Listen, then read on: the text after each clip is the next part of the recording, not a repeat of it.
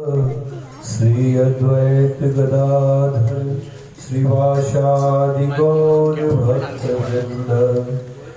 हे कृष्ण करुणा सिंधु दीनबंधु जगतपते गोपेश गोपिका कांत राधा कांत नमस्ते।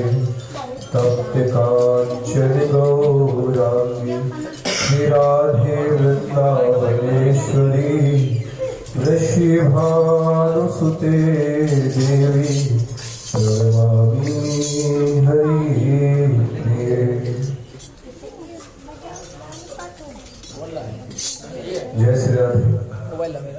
एक बार सभी लोग अपने दोनों हाथों को ऊपर करेंगे और हमारे साथ बोलेंगे हरे कृष्णा हरे कृष्णा कृष्णा कृष्णा हरे हरे हरे राम राम राम हरे हरे। शशि गौर राधा कृष्ण भगवान की पवन सुत हनुमान की उमापति महादेव की गौर प्रेमानंद। हरि हरि बोल। जैसा कि यह सत्संग सुधा माला में श्री भक्तमान जी ग्रंथ का आश्रय लेते हुए हम सभी लोग आज अष्टम पड़ाव पर हैं। आज अष्टम पुष्प श्री भगवान के चरणों में समर्पित करने जा रहे हैं। हर बार की तरह पहले श्री भक्त नामावली के माध्यम से पहले हम सब लोग भगवान के सभी भक्तों का पावन स्मरण करेंगे। तत्पश्चात जो है आगे कथा प्रारंभ होगी। वो है ही क्या पत्र नहीं? वो प्रभु जी जो लड़का लाता है आज वही नहीं आए हैं। हम सो इन साधु सो पंगते हम सो इन साधु सो पंगते जिनको नाम लेत दुख छूटत सुख लूटत तिन संगति हम सो इन साधु सो पंगति हम सो इन साधु सो पंगति। मुख्य महंत काम रति गणपति अजमहेश नारायण सुर नर असुर मुनि पक्षी पशु जे हरि भक्ति परायण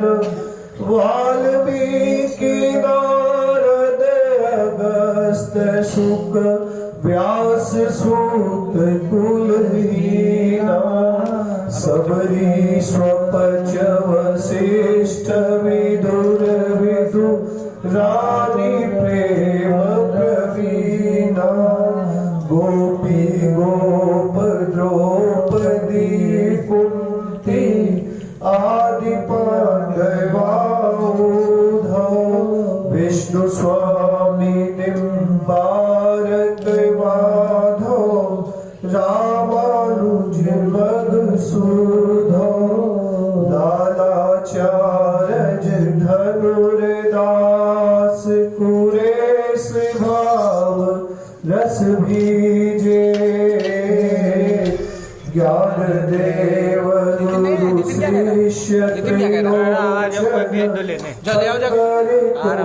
कही दीजे पद्मावती चरण को चारण कवि जय देव सीतो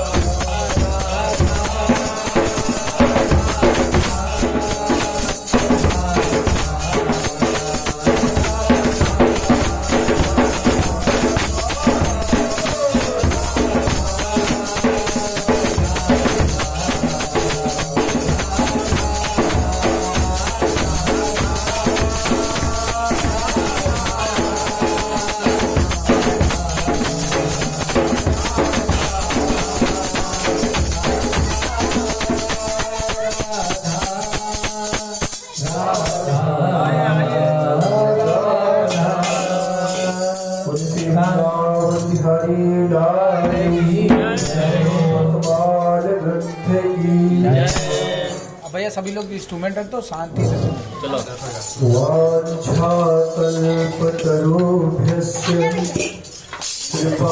रखे रहो अपने पास ही, बजाओ जब बीच में बजाना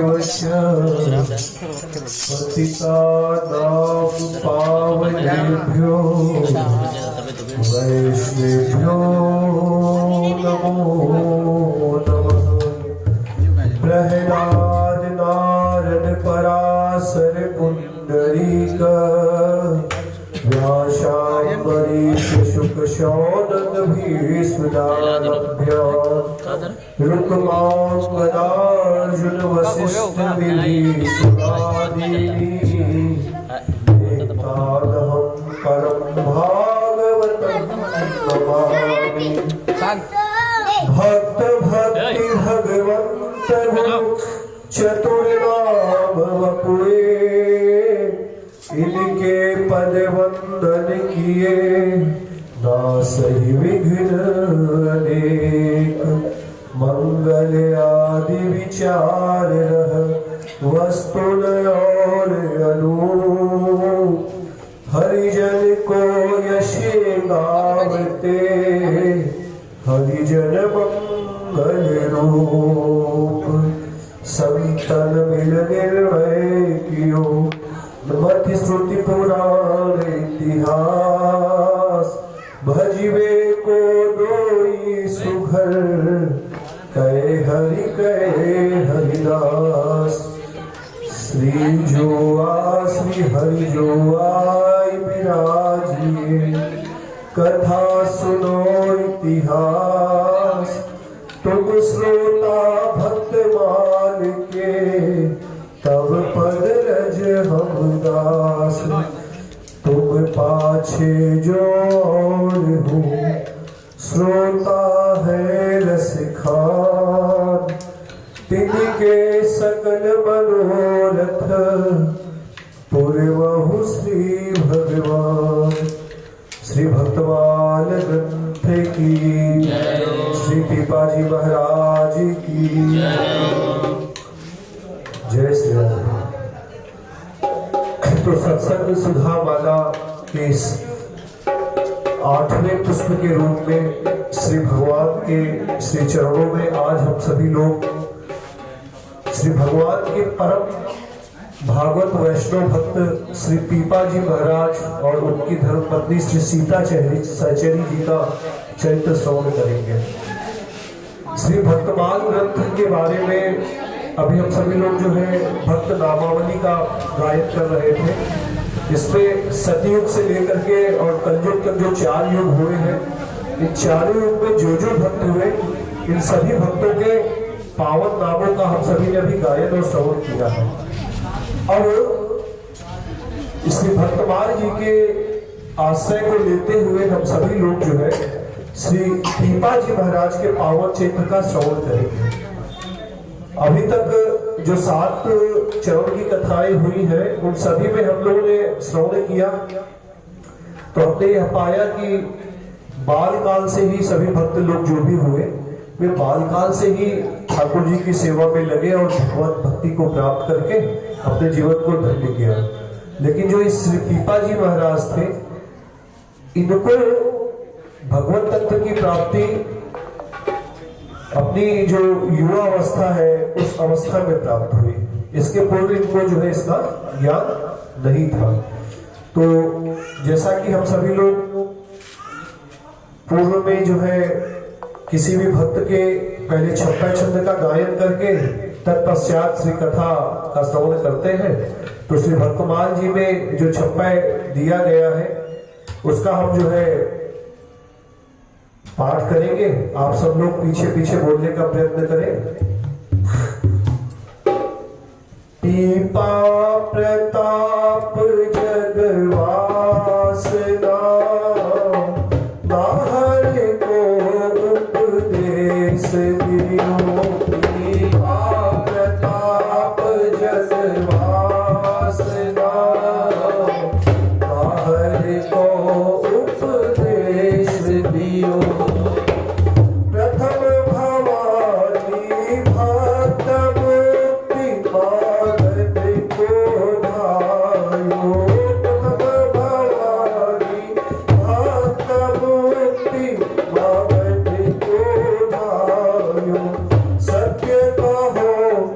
हरि शक्ति सुदृढ़ हरि शरण बताओ सत्य कहो तेहि शक्ति सुदृढ़ हरि शरण बताओ श्री रामानंद पद पाई भयो अति भक्ति सीमा रामानंद पद पाई भयो अति भक्ति की सीमा गुण असंख्य निर्मोल संत धरि राखत मीरा गुण असंख्य निर्मोल संत धरि राखे ग्रीवा परसि प्रवाली सरस भई सकल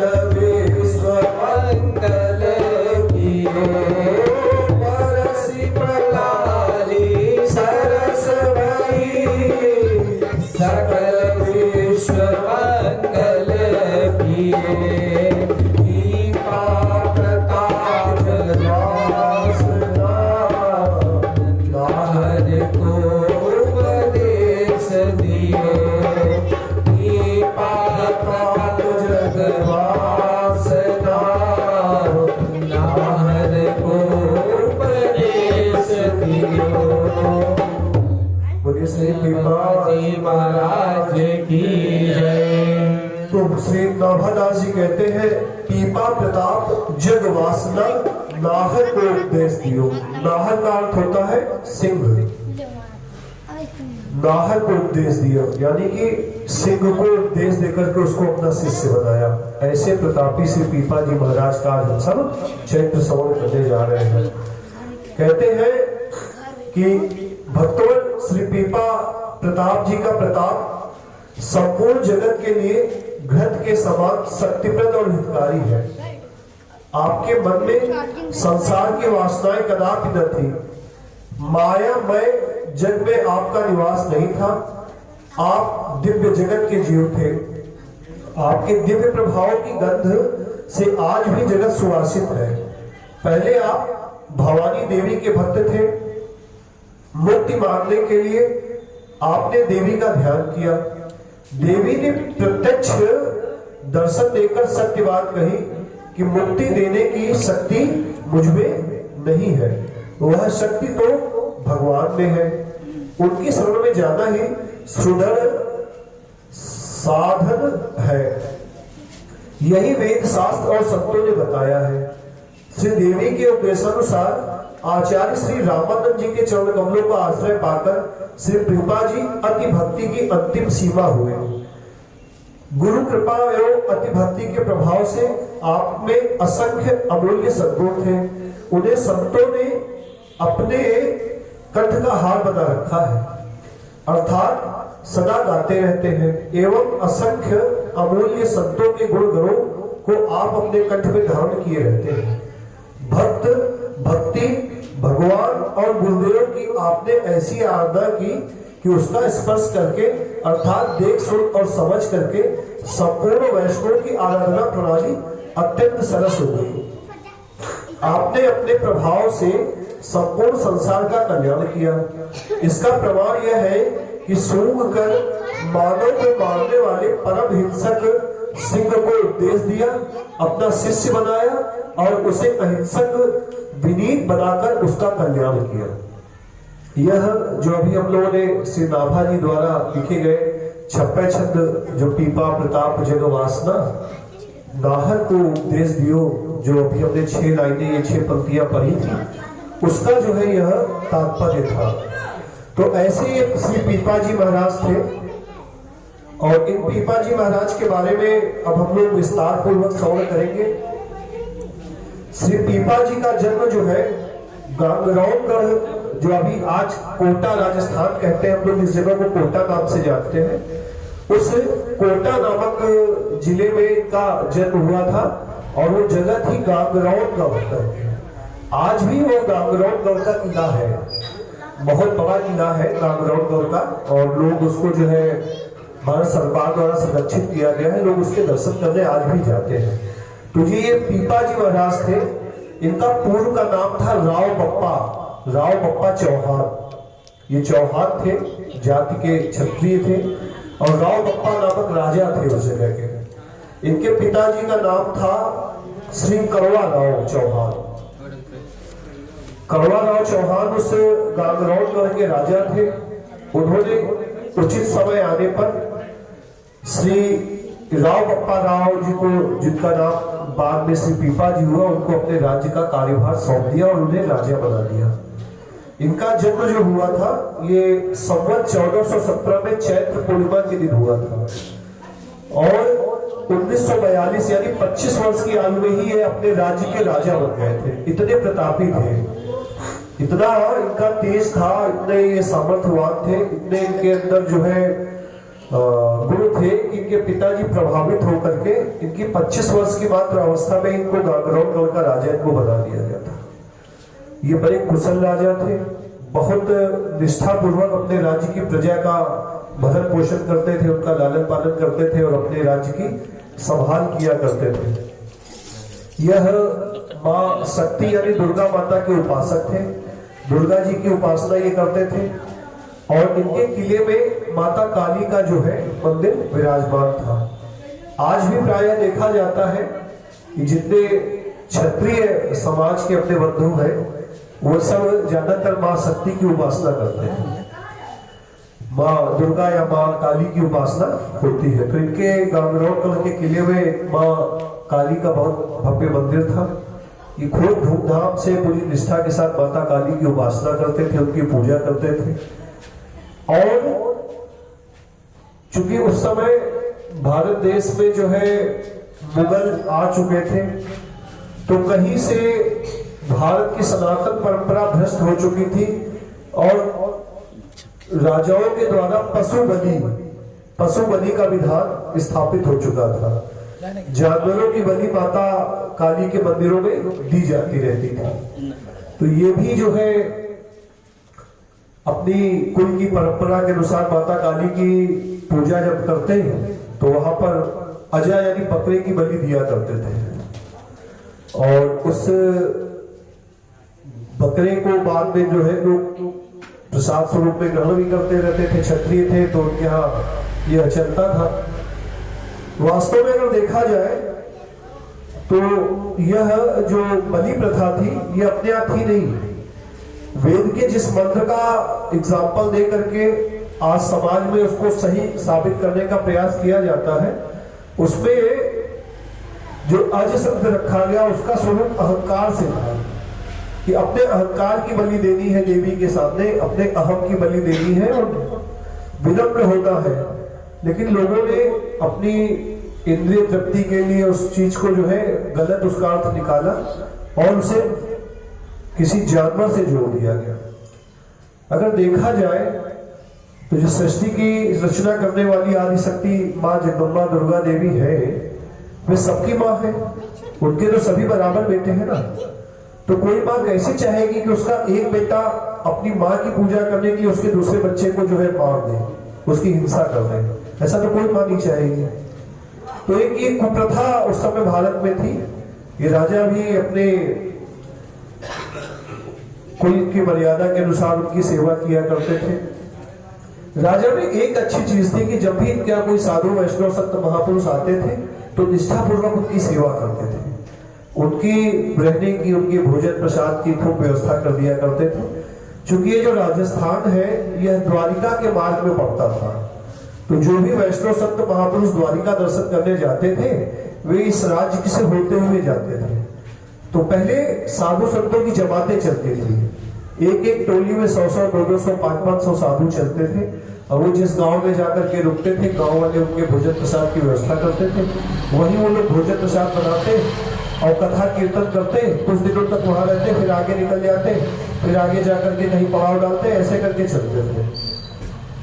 एक बार भगवत इच्छा से गांगरौनगढ़ में कुछ वैष्णव संत जो है पहुंचे। वैष्णव संत किसे कहते हैं? जो भगवान विष्णु के तत्व की उपासना करते हैं, या राम, श्री कृष्ण, भगवान विष्णु, इन तत्वों की जो उपासना साधना पूजा करते हैं उन्हें वैष्णव कहा जाता है। उनके मस्तक पर उद्दपुंड होता है, गले में तुलसी जी का कंठी माला होती है, वे भगवत नाम कीर्तन करते हैं, जप करते हैं। तो ऐसे कुछ वैष्णव की जमात जो है गांगरौनगढ़ पहुंची। राजा का बड़ा प्रताप था, तो लोगों ने साधुओं से कहा कि आप राजा के यहाँ जाइए, वे आपके रहने और भोजन की व्यवस्था करेंगे।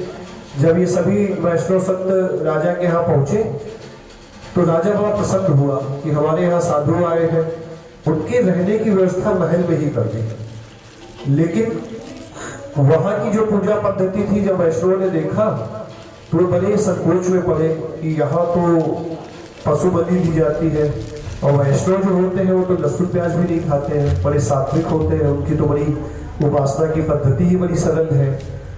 तो उन्होंने राजा से कहा कि राजन, हम आपकी इस निष्ठा से बड़े प्रसन्न हैं और हम ये आपके यहाँ ही रुकेंगे, आपका आतिथ्य हम स्वीकार करते हैं, लेकिन हमारी एक निवेदन आपसे है। अच्छा, साधु घबरा भी रहे थे कहते हुए कि राजा है, कहीं बुरा न मान जाए, नाराज न हो जाए।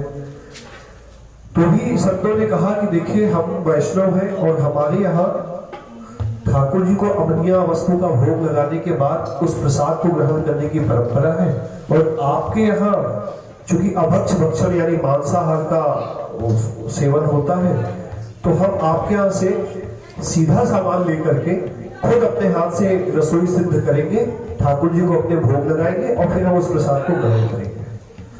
तो राजा बड़ा प्रसन्न हुआ, बोला कोई बात नहीं, हम आपको सीधा सामान दिला देते हैं। जितनी आवश्यकता थी उससे अधिक उसने अनाज, घी, बूरा, चीनी और आदि आदि वस्तुएं सब उपलब्ध करा दी।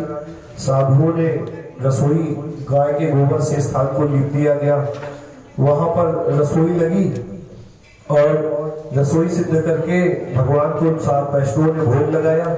अब भोग लगाने के पश्चात जो है सब संत प्रसाद आने के लिए उपस्थित हुए। तो संतों के हृदय में दया आई कि यह राजा जिसका चित्त इतना अच्छा है, ये इतने अच्छे से निष्ठापूर्वक लोग सेवा करता है, लेकिन कुरीतियों के वश में यह बलि प्रथा में फंस गया है और मांस आदि का सेवन करता है। अगर यह राजा कैसे भी वैष्णव हो जाए, भगवान का भक्त हो जाए, तो इसका और इसके राज्य का परम कल्याण हो जाएगा। तो साधुओं ने भगवान को जब भोग लगाया तो भगवान से प्रार्थना करी कि हे ठाकुर जी, जिस राजा का आप अन्न ग्रहण कर रहे हैं, उस राजा का कल्याण कीजिए, उसको भी अपनी भक्ति प्रदान कीजिए। सिर्फ भोजन करने से काम नहीं चलेगा आपका, यहाँ तो कुछ आपको मेहनत भी करनी पड़ेगी। इस राजा को कुछ ऐसी कृपा कीजिए कि यह भगवत भक्त हो जाए, वैष्णव हो जाए। ऐसी प्रार्थना करके सभी वैष्णव ने प्रसाद पाया। प्रसाद पाने के बाद सबके लिए सुंदर आसन लगा दिए गया, वे सब लोग सो गए रात को। राजा भी साधुओं की सेवा से निवृत्त होकर के अपने कक्ष में गया और श्रवण करा, सो गया, शयन किया उसने जो है। जब राजा सो रहा है तो आज एक अजीब घटना घटी। राजा को अपने आसपास, बिस्तर के आसपास बहुत सारी प्रेत आत्माएं दिखाई दी। उन प्रेत आत्माओं ने इसको बड़ा प्रताड़ित किया। कोई इसको जो है खींचता, कोई इसकी टांग उठाता, कोई इसको कुछ करता। एक प्रेत ने तो इसको उठा करके बेड पर से राजा को नीचे पटक दिया, बिस्तर पर से। ये नीचे गिर गया तो जब इसकी आंख खुली तो ये देखता है कि सब प्रेत आत्माएं सब चारों तरफ है, बहुत घबरा जाता है। माता का उपासक था तो माँ काली को याद करता है और उसी समय भाग करके माँ काली के मंदिर में आता है।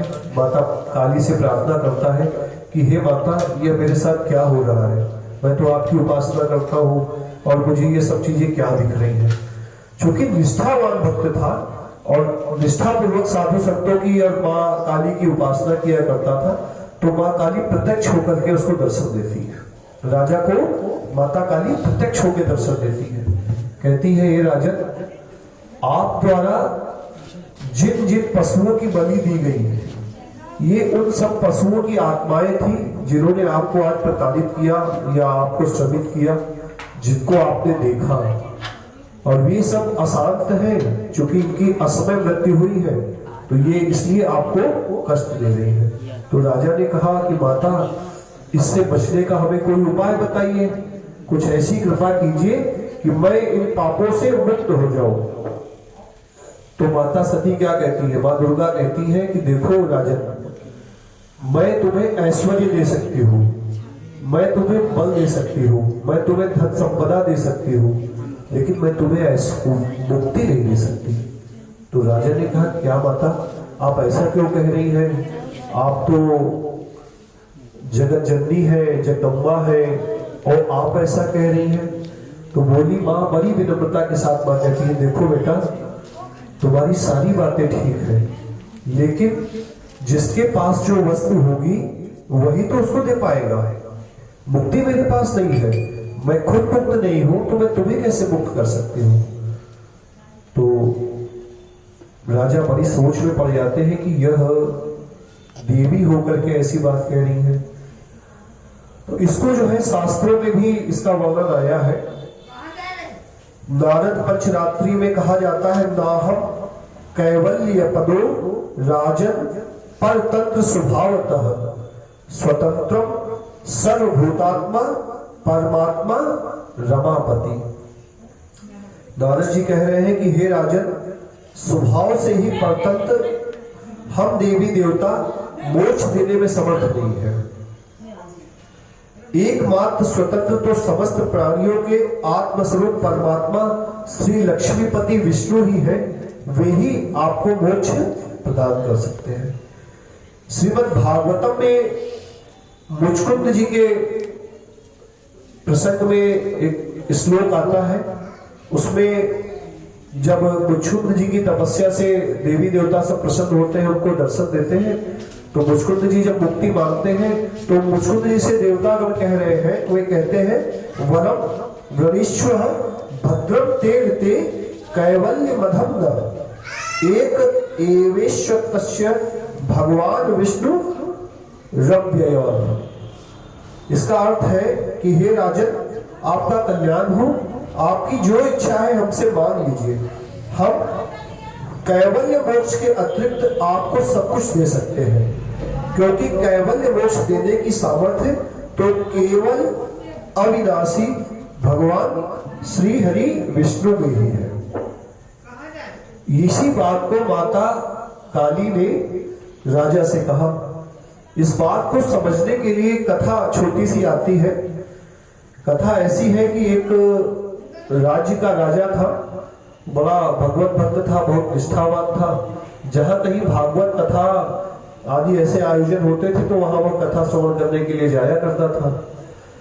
एक बार वह कथा सुन करके आया तो उसके मन में जिज्ञासा हुई कि 7 दिन की कथा सुनने के बाद जो है परीक्षित जी को मोक्ष की प्राप्ति हुई, उनको लेने के लिए देवदूत भगवान के पार्षद आए, उन्हें अपने साथ ले गए। इसी प्रकार जो है गोकर्ण जी ने जब कथा सुनाई तो धुंधकारी का जो है उद्धार हो गया। 7 दिन की कथा सुनने के बाद धुंधकारी को भी मोक्ष की प्राप्ति हो गई।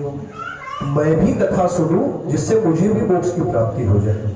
तो उसने अपने जो राज पुरोहित थे उनको बुलाया कि मैं चाहता हूं कि आप मुझे भागवत की कथा सुनाएं जिससे मेरा उद्धार हो जाए, मुझे मोक्ष मिल जाए। राज पुरोहित तो खुश हो गए, चलो भाई राजा कथा सुनेगा तो दान दक्षिणा मोटी मिलेगी। बड़े धूमधाम से भागवत का आयोजन हुआ। 7 दिन तक कथा सुनी राजा ने, पूरी निष्ठा के साथ राजा ने कथा सुनी। लेकिन कथा समाप्त हुई, पुरोहित जी को जो दान दक्षिणा मिला वो लेकर के अपने घर चले गए।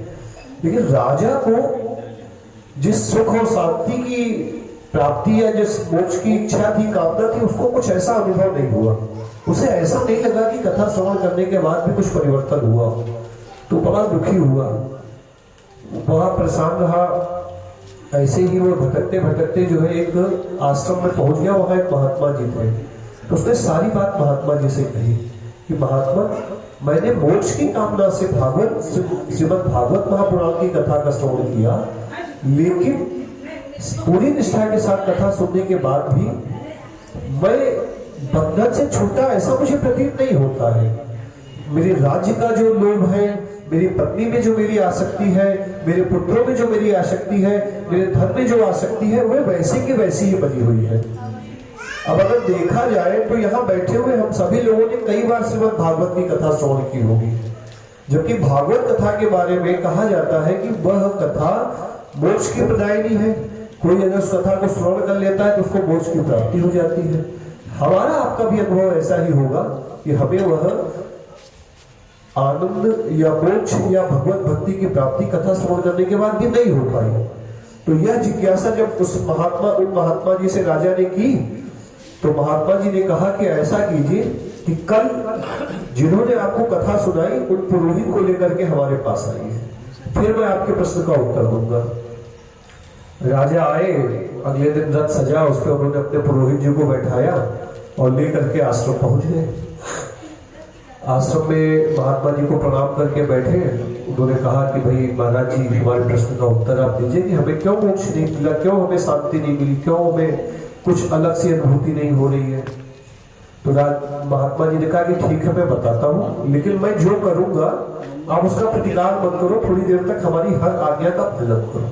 तो राजा ने कहा ठीक है, आप जैसी आज्ञा देते हैं। तो जैसे ये दो खंबे यहाँ पे लगे हुए हमें दिख रहे हैं, ये बाएं और दाहिने, ऐसे वहां पे दो वृक्ष थे।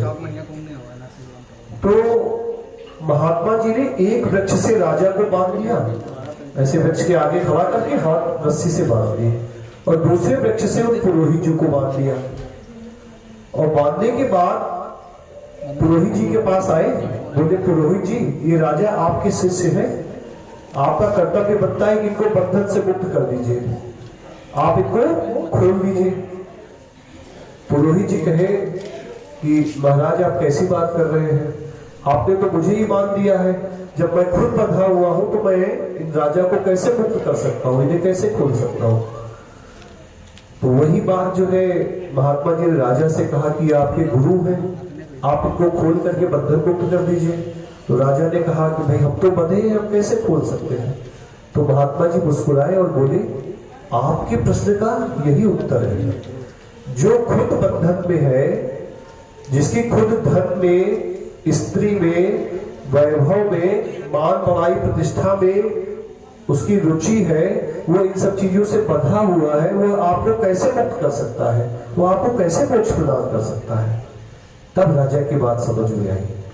महात्मा जी बोले कि श्री सुखदेव जी इसलिए परीक्षित जी को मुक्त करा पाए क्योंकि वे स्वयं मुक्त थे, उन्हें किसी भी विषय की आसक्ति नहीं थी। इसी प्रकार गोकर्ण जी की कथा से धुंधकारी मुक्त हुआ क्योंकि गोकर्ण जी को कोई आसक्ति नहीं थी, गोकर्ण जी किसी बंधन में नहीं थे, वे स्वयं मुक्त थे। तो कोई मुक्त पुरुष ही आपको मुक्त कर सकता है।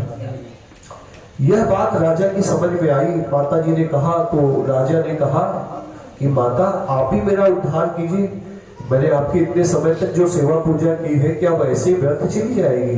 तो माँ बोली नहीं नहीं, इस सेवा पूजा का ही प्रताप है कि आपके यहाँ आज वैष्णव संतों का आगमन हुआ, आपके द्वारा उन संतों की सेवा की गई। अब मैं आपको बताती हूँ कि आपकी मुक्ति कैसे होगी। तो माता जी ने उन्हें आज्ञा करी कि काशी में उस रामानंदाचार्य जी नामक महापुरुष विराजमान हैं, आप उनके पास जाइए, उनसे शरणागति दीक्षा लीजिए, उनसे दीक्षा लेकर के उनके द्वारा बताए गए मार्ग पे चल करके भगवत भजन कीजिए, उससे आपकी मुक्ति हो जाएगी। अब देखिए, इस बात की पुष्टि के लिए श्री गोस्वामी तुलसीदास जी की एक चौपाई भी बड़ी सटीक बैठती है। गोस्वामी तुलसीदास जी कहते हैं, शिव सेवा कर फल सुत सोई, अविरल भगति राम पद हुई। अगर कोई निष्ठा पूर्वक महादेव की पूजा करे, देवादिदेव महादेव, उनकी कोई अगर निष्ठा पूर्वक सेवा करे और महादेव उससे प्रसन्न हो जाएंगे तो उसको पता है क्या देंगे, उसे भगवान श्री राम, भगवान श्री कृष्ण की भक्ति प्रदान करेंगे। ये गोस्वामी तुलसीदास जी की कही बात है, हम अपने मन की बात नहीं कह रहे हैं। जिस प्रकार विद्यालय में हमें पढ़ाया जाता है तो पुस्तकों से पढ़ाया जाता है, अध्यापक हमें पढ़ाते हैं, इसी प्रकार इस आध्यात्मिक जगत में जो ग्रंथ है यह हमारे मूल है, और जो आचार्य है इनके द्वारा कही गई, जो बताई गई जो बातें हैं, ये इन पे चल करके हमारा कल्याण हो सकता है।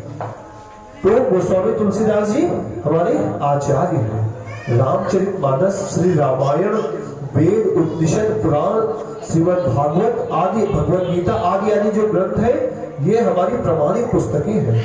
इनके द्वारा जो साधन विधि बताई गई है, इनको चल करके हम भगवान की भक्ति या मोक्ष प्राप्त कर सकते हैं। तो राजा ने जब यह बात सुनी तो उस समय भोर का समय था, लगभग 2:30-3 बज रहा था। उसी समय उन्होंने तुरंत अपने मंत्रियों को बुलवाया और कहा आज ही काशी यात्रा करेंगे, हम काशी जाएंगे। तो मंत्रियों ने कहा कि आप राजा हैं, आपका ऐसे ज्यादा शोभा नहीं देता है, कुछ रथ, हाथी, घोड़े ले लीजिए, कुछ सिपाही ले लीजिए, फिर आप जाइए। तो कुछ हाथी, घोड़े, रथ, सिपाही साथ में चल दिए और जो है तत्काल जो है इन्होंने यात्रा प्रारंभ की। राजस्थान से काशी पहुंचने में जो भी समय 2 दिन 3 दिन का समय 4 दिन का समय लगा हो, ये काशी पहुंच गए और रामानंदाचार्य गुरु के आश्रम के समीप जा करके गेट पर खड़े हो गए। आश्रम की सेवा में जो भक्त खड़े थे उनसे इन्होंने प्रार्थना करी कि गुरु रामानंदाचार्य जी से जाकर के प्रार्थना कीजिए कि गांगरौन करके राजा राव बप्पा जी आए हुए हैं, आपके दर्शन करना चाहते हैं।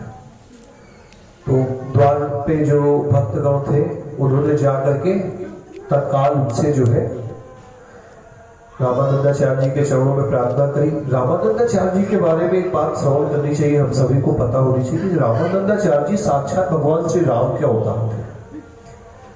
जब इस धराधाम पे भक्ति के विपरीत आचरण होने लगे, शास्त्रों के विपरीत आचरण होने लगे, मुगलों का शासन हो गया, मुगलों द्वारा हमारी जो धार्मिक रीतियां थी उनको विध्वंस किया गया, हमारे गुरुकुलों को नष्ट कर दिया गया, हमारे मंदिरों को तोड़ा जाया लगा। तो भगवान श्री राम रामानंदाचार्य जी के रूप में अवतरित हुए, भगवान श्री शंकर शंकराचार्य जी के रूप में अवतरित हुए। आज हम जो 4 धाम देखते हैं ना भैया, बद्रीनाथ, जगन्नाथपुरी और फिर आपका जो है दक्षिण में जो है द्वारिकाधीश और रामेश्वरम, ये चारों धामों को जो है श्री शंकराचार्य जी ने पुनः स्थापित किया था। और इसी प्रकार से रामानंदाचार्य जी ने बहुत सारे भक्तों को भक्ति का दान दे करके आज हम आप जो भगवान का भजन कर पा रहे हैं, आज हम जो तिलक रख पा रहे हैं, शिखा रख पा रहे हैं, या हमारे घरों में भगवान की सेवा पूजा हो पा रही है, उसमें इन संत महापुरुषों का बड़ा योगदान रहा। आप नाम सुनेंगे कि रामानंदाचार्य जी के शिष्य कौन कौन थे? संत कबीरदास, संत रैदास, और ये पीपा जी महाराज, इस तरीके से बहुत सारे उनके भक्त हुए और जिन्होंने अपने अपने क्षेत्र में ऐसी भक्ति की ध्वजा परचम लहराई कि मुगल सब उसके सामने पस्त हो गए।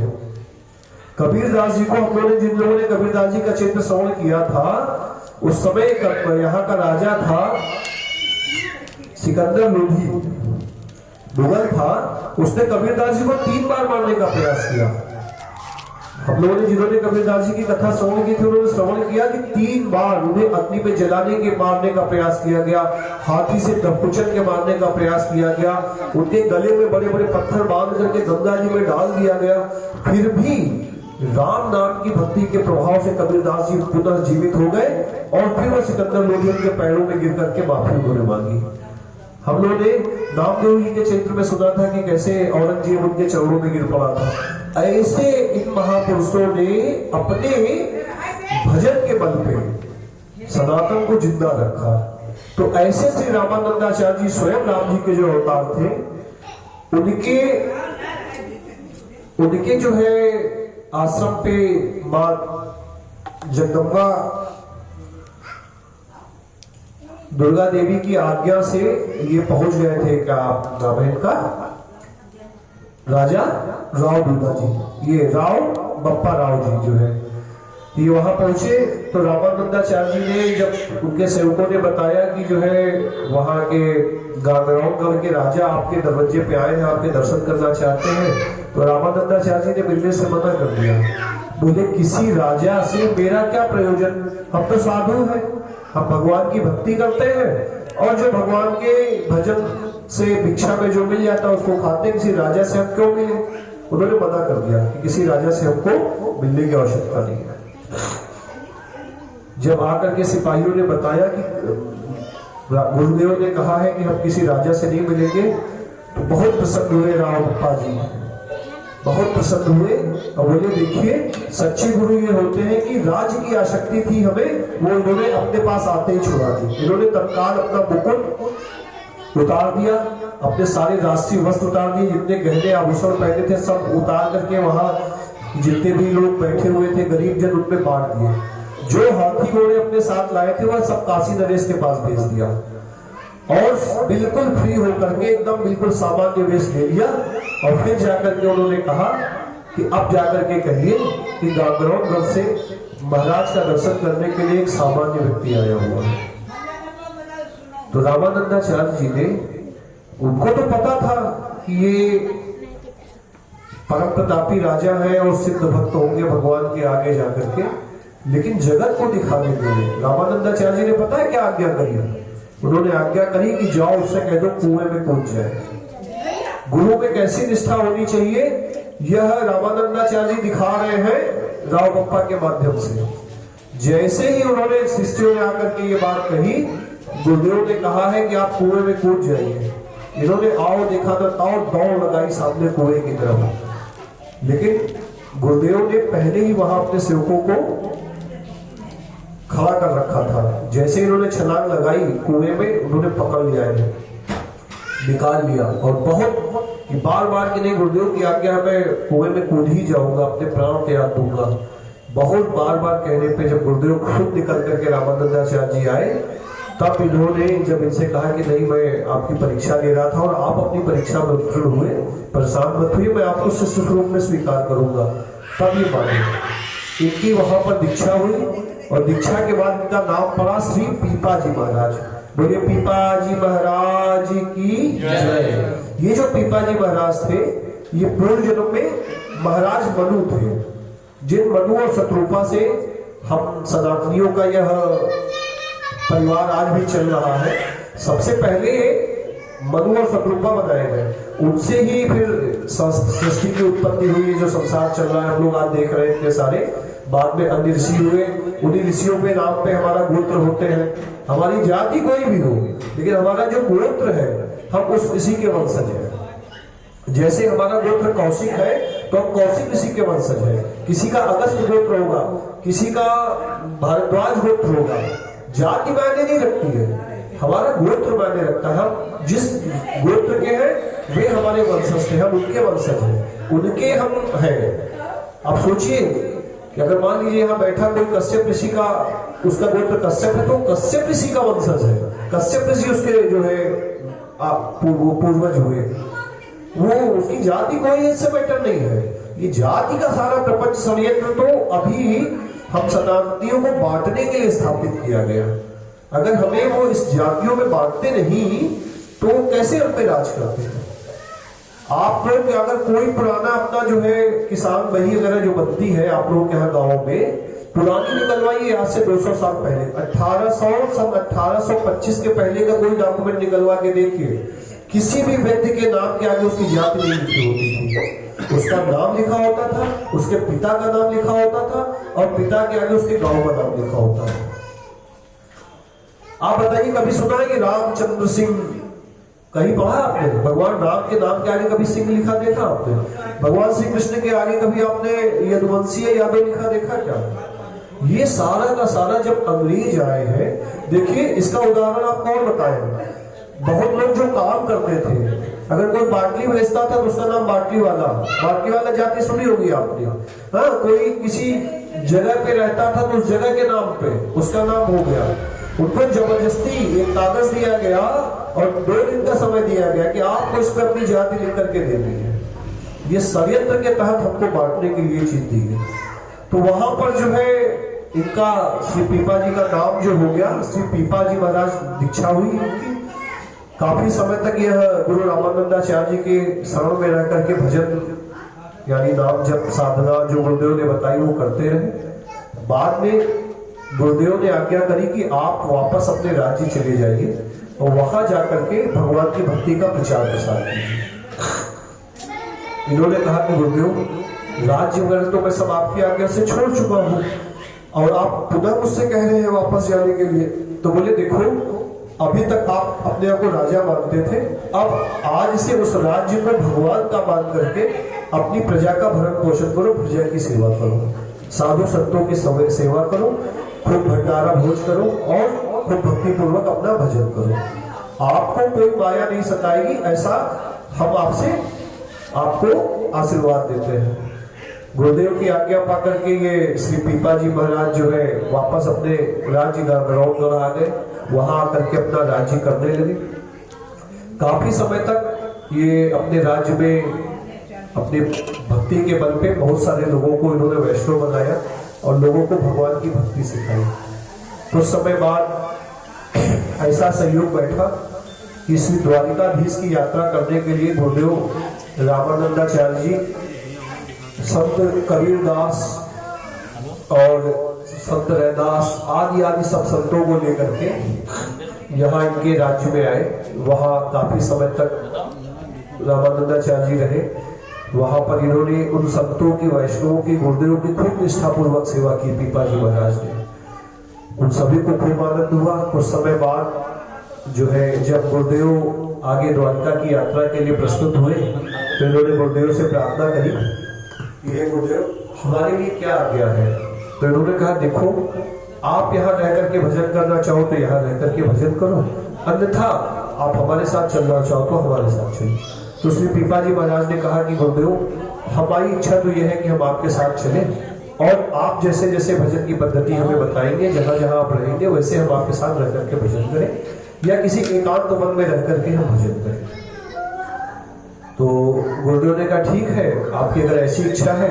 तो इन्होंने क्या किया कि अपने भाई के बेटे को वहां का राज्य सौंप दिया और श्री पीपा जी महाराज जो है श्री गुरुदेव रामानंदाचार्य जी के साथ चलने को उद्यत हुए। पहले जमाने में राजा कई विवाह किया करते थे, इनकी भी कई रानियां थी। सब रानियां तैयार होकर के इनके समीप आई कि हम भी आपके साथ चलेंगे।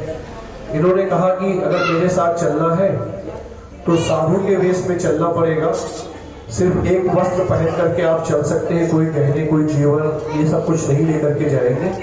इनकी बाकी सारी रानियां तो ये सब शर्तें सुन करके नंगे पैर चलना पड़ेगा, भिक्षा मांग के खाना पड़ेगा। इन सब बातों को जब रानियों ने सुना तो ज्यादातर रानियां लौट गई। इनकी जो सबसे छोटी रानी थी, जिनका नाम था पद्मावती, सोनखंडी पद्मावती जिनका नाम था, उन्होंने जो है इनकी सारी शर्तों को माना और उनके साथ चलने को उद्यत हुई। तब श्री गुरु रामानंदाचार्य जी ने उन रानी को भी दीक्षा प्रदान करी और उनका नाम हुआ श्री सीता सहचरी देवी। श्री सीता सहचरी देवी, बोले सीता सहचरी देवी की जय। तो सीता सहचरी देवी जो आयु में उस समय सिर्फ मात्र 15 वर्ष की थी और इनकी आयु बहुत ज्यादा थी, तो लगभग 30 वर्ष की थी राजा की। ये गुरुदेव रामानंदाचार्य जी के साथ विभिन्न तीर्थ स्थलों के दर्शन करते हुए द्वारिका पहुंचे। द्वारिका में काफी समय तक रहे, द्वारिका के दर्शन किए। उसके पश्चात श्री गुरु रामानंदाचार्य काशी लौट आए। इन्होंने गुरु से आज्ञा लेकर के द्वारिका में ही रह करके भगवान का भजन करने का निश्चय किया। ये मंदिर में जाते, द्वारकाधीश के मंदिर में आप जाएंगे तो वहां सुबह भगवान का श्रृंगार आरती होती है, फिर राजभोग आरती होती है। गोमती के तट पे मंदिर बना हुआ है, जाते भगवान के दर्शन करते, लेकिन इन्हें बड़ा आनंद नहीं मिल रहा था। जैसे भक्त और भगवान के बीच में वार्तालाप होना चाहिए वैसा कुछ हो नहीं पा रहा था। भगवान के श्री विग्रह के दर्शन तो हो रहे थे, लेकिन भगवान के प्रत्यक्ष दर्शन नहीं हो रहे थे। एक दिन उनके हृदय में अपार पीड़ा हुई, बहुत दुखी हुए और अपने गुरुदेव को याद किया। तो गुरुदेव को याद करके भजन इन्होंने गाया। हम लोग भी गायने गाते हैं उसकी जो है, हे मेरे गुरुदेव करुणा सिंधु करुणा कीजिए, हे मेरे गुरुदेव करुणा सिंधु करुणा कीजिए।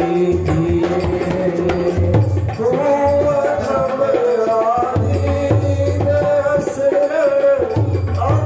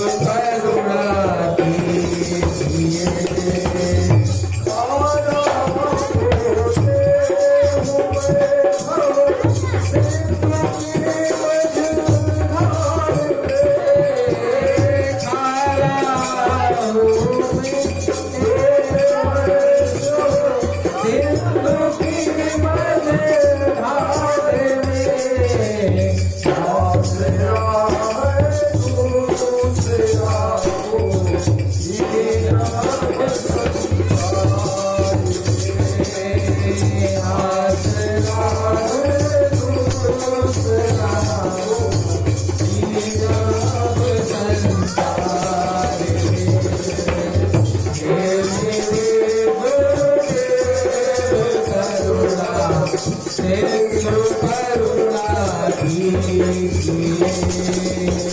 मुझे में है जब तक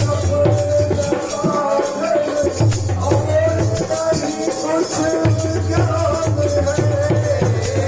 मुझे में है जब तक न स्वागत और नहीं कुछ ज्ञान है।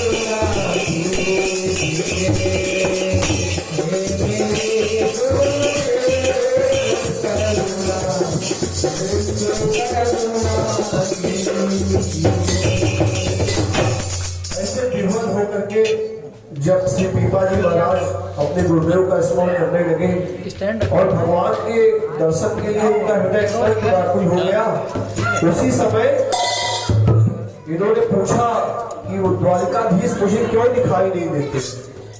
तो किसी ने परिहास में इनसे कह दिया कि द्वारिका कहाँ है? ये द्वारिका तो जल में निमग्न हो गई। भगवान श्री कृष्ण जब इस धराधाम को छोड़ करके गए तो उन्होंने अपनी द्वारिका को समुद्र में डुबा दिया। और जब इन्होंने सुना द्वारिका समुद्र में डूब गई, ये बड़ी तेज भागे वहां से और जा करके समुद्र में कूद गए। इनके पीछे पीछे इनकी जो पत्नी थी श्री सीता सहचरी जी, वे भी समुद्र में कूद गई। देखने वालों ने देखा कि श्री पीपाजी महाराज और उनकी पत्नी श्री सीता सहचरी ये तो समुद्र में डूब गए और ये समुद्र की गहराई में गिरते जा रहे गिरते जा रहे गिरते जा रहे। लेकिन चूंकि भगवान का आश्रय ले रखा था और समर्थ गुरु के शरण में थे, तो भगवान को इस पर दया आ गई और इन्होंने क्या किया कि श्री पीपाजी महाराज के समक्ष वास्तविक द्वारिका प्रकट हो गई। द्वारिका का स्वरूप प्रकट हो गया। जैसे द्वारिका का महल था वैसा महल दिखने लगा, वैसे द्वारपाल दिखने लगे, वैसे ही सारी रानियों के महल दिखाई देने लगे। और श्री रुक्मणी जी के साथ उधर से चल करके आते हुए इन्हें भगवान श्री द्वारकाधीश के दर्शन हुए। ये दौड़ करके गए और द्वारकाधीश के चरणों में गिर पड़े। भगवान ने उठाया और उनको अपने हृदय से लगाया। जिस प्रकार सुदामा जी की संभाल की थी भगवान ने, सुदामा जी को अपने यहाँ अपने सिंहासन पे बैठा करके उनका आतिथ्य किया था, उसी प्रकार से पीपाजी महाराज को अपने निज महल में लेकर के श्री द्वारकाधीश भगवान चले गए और वहां ले जा करके उनको अपने हाथों से प्रसाद खवाया और खूब आनंद पूर्वक श्री पीपाजी महाराज वहां रहने लगे। देखने वालों की दृष्टि में तो श्री पीपाजी और सीता सहचरी जी डूब गए। पूरे द्वारिका शहर में यह बात फैल गई कि रामानंदाचार्य जी के साथ जो उनके शिष्य आए थे पीपाजी, वे और उनकी पत्नी द्वारिका समुद्र में डूब करके मर गए। और लेकिन यहाँ भगवान ने चमत्कार कर दिया, ऐसी लीला कर दी, इनको अपने निज धाम द्वारिका में इनको प्रवेश दे दिया और ये साक्षात भगवान के साथ उनका समीप में रह करके उनके सेवा पूजा का लाभ आनंद उठाने लगे। देखते देखते जो है 7 दिन बीत गए। तब भगवान ने कहा इसे कि देखिए पीपाजी, अगर आपको अब वापस जाना पड़ेगा। तो कहा कि पीपाजी बोले भगवान ये कैसा विधान है आपका? मैंने तो सुना है कि आपके दर्शन करने से आदमी को मोक्ष की प्राप्ति हो जाती है, उसका जन्म मृत्यु जरा व्याधि का चक्र छूट जाता है और वह आपके धाम को प्राप्त कर लेता है। अब मैं आपके धाम में आकर के आपके दर्शन करके आप कह रहे हैं कि मुझे वापस जाना पड़ेगा। बोले देखो, अब तुम मेरी इच्छा से वापस जाओगे और जीवों के कल्याण के लिए जाओगे। तो पीपाजी बोले ये बात मुझे समझ में नहीं आई। तो बोले देखो, ऐसे आप इस बात को समझो कि अगर कोई व्यक्ति एक कुएं में गिर गया, कुएं में गिर गया, वो अपने हाथ पैर मार रहा है, ऐसे तो हम संसारी लोग हैं, हम सभी जो बैठे हैं ऐसे हम संसारी लोग हैं, इस भाव सिंधु में गिर गए हैं और डूब रहे हैं मझधार में। लेकिन जो इस भगवान के संत होते हैं, अब हमको डूबता देख करके किसी को नया आ जाए और वो कुएं में कूद पड़े हमें निकालने के लिए, तो ये नहीं कहा जाएगा कि वो कुएं में गिर पड़ा, वो तो स्वयं आया और जीवों के कल्याण के लिए हमको निकालने के लिए आया। ऐसे ही जो ये भगवान के भक्त होते हैं, भगवान के जो पार्षद होते हैं, भगवान की निज इच्छा से हमारे आपके जैसे भक्तों के कल्याण के लिए, जीवों के कल्याण के लिए इस धराधाम पे आए हैं। तो भगवान ने कहा कि अगर आप नहीं गए तो मेरे नाम के आगे धब्बा लगेगा, लोग कहेंगे कि भगवान का भक्त था वो डूब करके मर गया, तो आपको वापस जाना पड़ेगा। तो उन्होंने कहा मैं आपके बिना नहीं रह सकता। तो भगवान ने उनको छाप दी। ये जो कंधे होते हैं ना भक्तों के, आप द्वारकाधीश में तख्त छाप आज भी चलती है। एक जो पीतल की छाप होती है उसमें शंख बना होता है और एक चक्र बना होता है, उसको गर्म करके भक्तों के यहाँ स्पर्श करा दिया जाता है। भगवान ने पहली बार वह छाप जो है श्री पीपाजी महाराज को दी थी।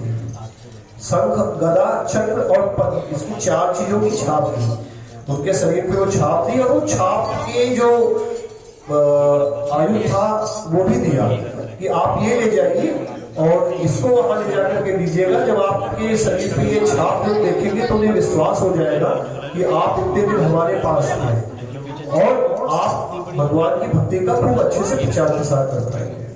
तो वह तख्त छाप की परंपरा आज भी चल रही है। जो लोग द्वारकाधीश में दीक्षा लेते हैं तो उनको आदि और तप्त छाप लगाई जाती है। शंख चक्र गदा पद्म की छाप जो है शरीर पे लगाई, जैसे हम लोग ये तिलक लगाते हैं ना, हम लोग द्वादश अंगों पे तिलक लगाते हैं, तो हम लोग रज से रचना करते हैं, तो वहां पे धातु की एक मुहर होती है, उसको गर्म करके छाप दिया जाता है। तो जब तक शरीर रहता है तब तक वह छाप रहती है भक्तों के शरीर में। जिन सभी भक्तों के शरीर पे वो छाप रहती है, भक्तों के समाज में उनको बड़ा आदर, बड़ा सम्मान मिलता है।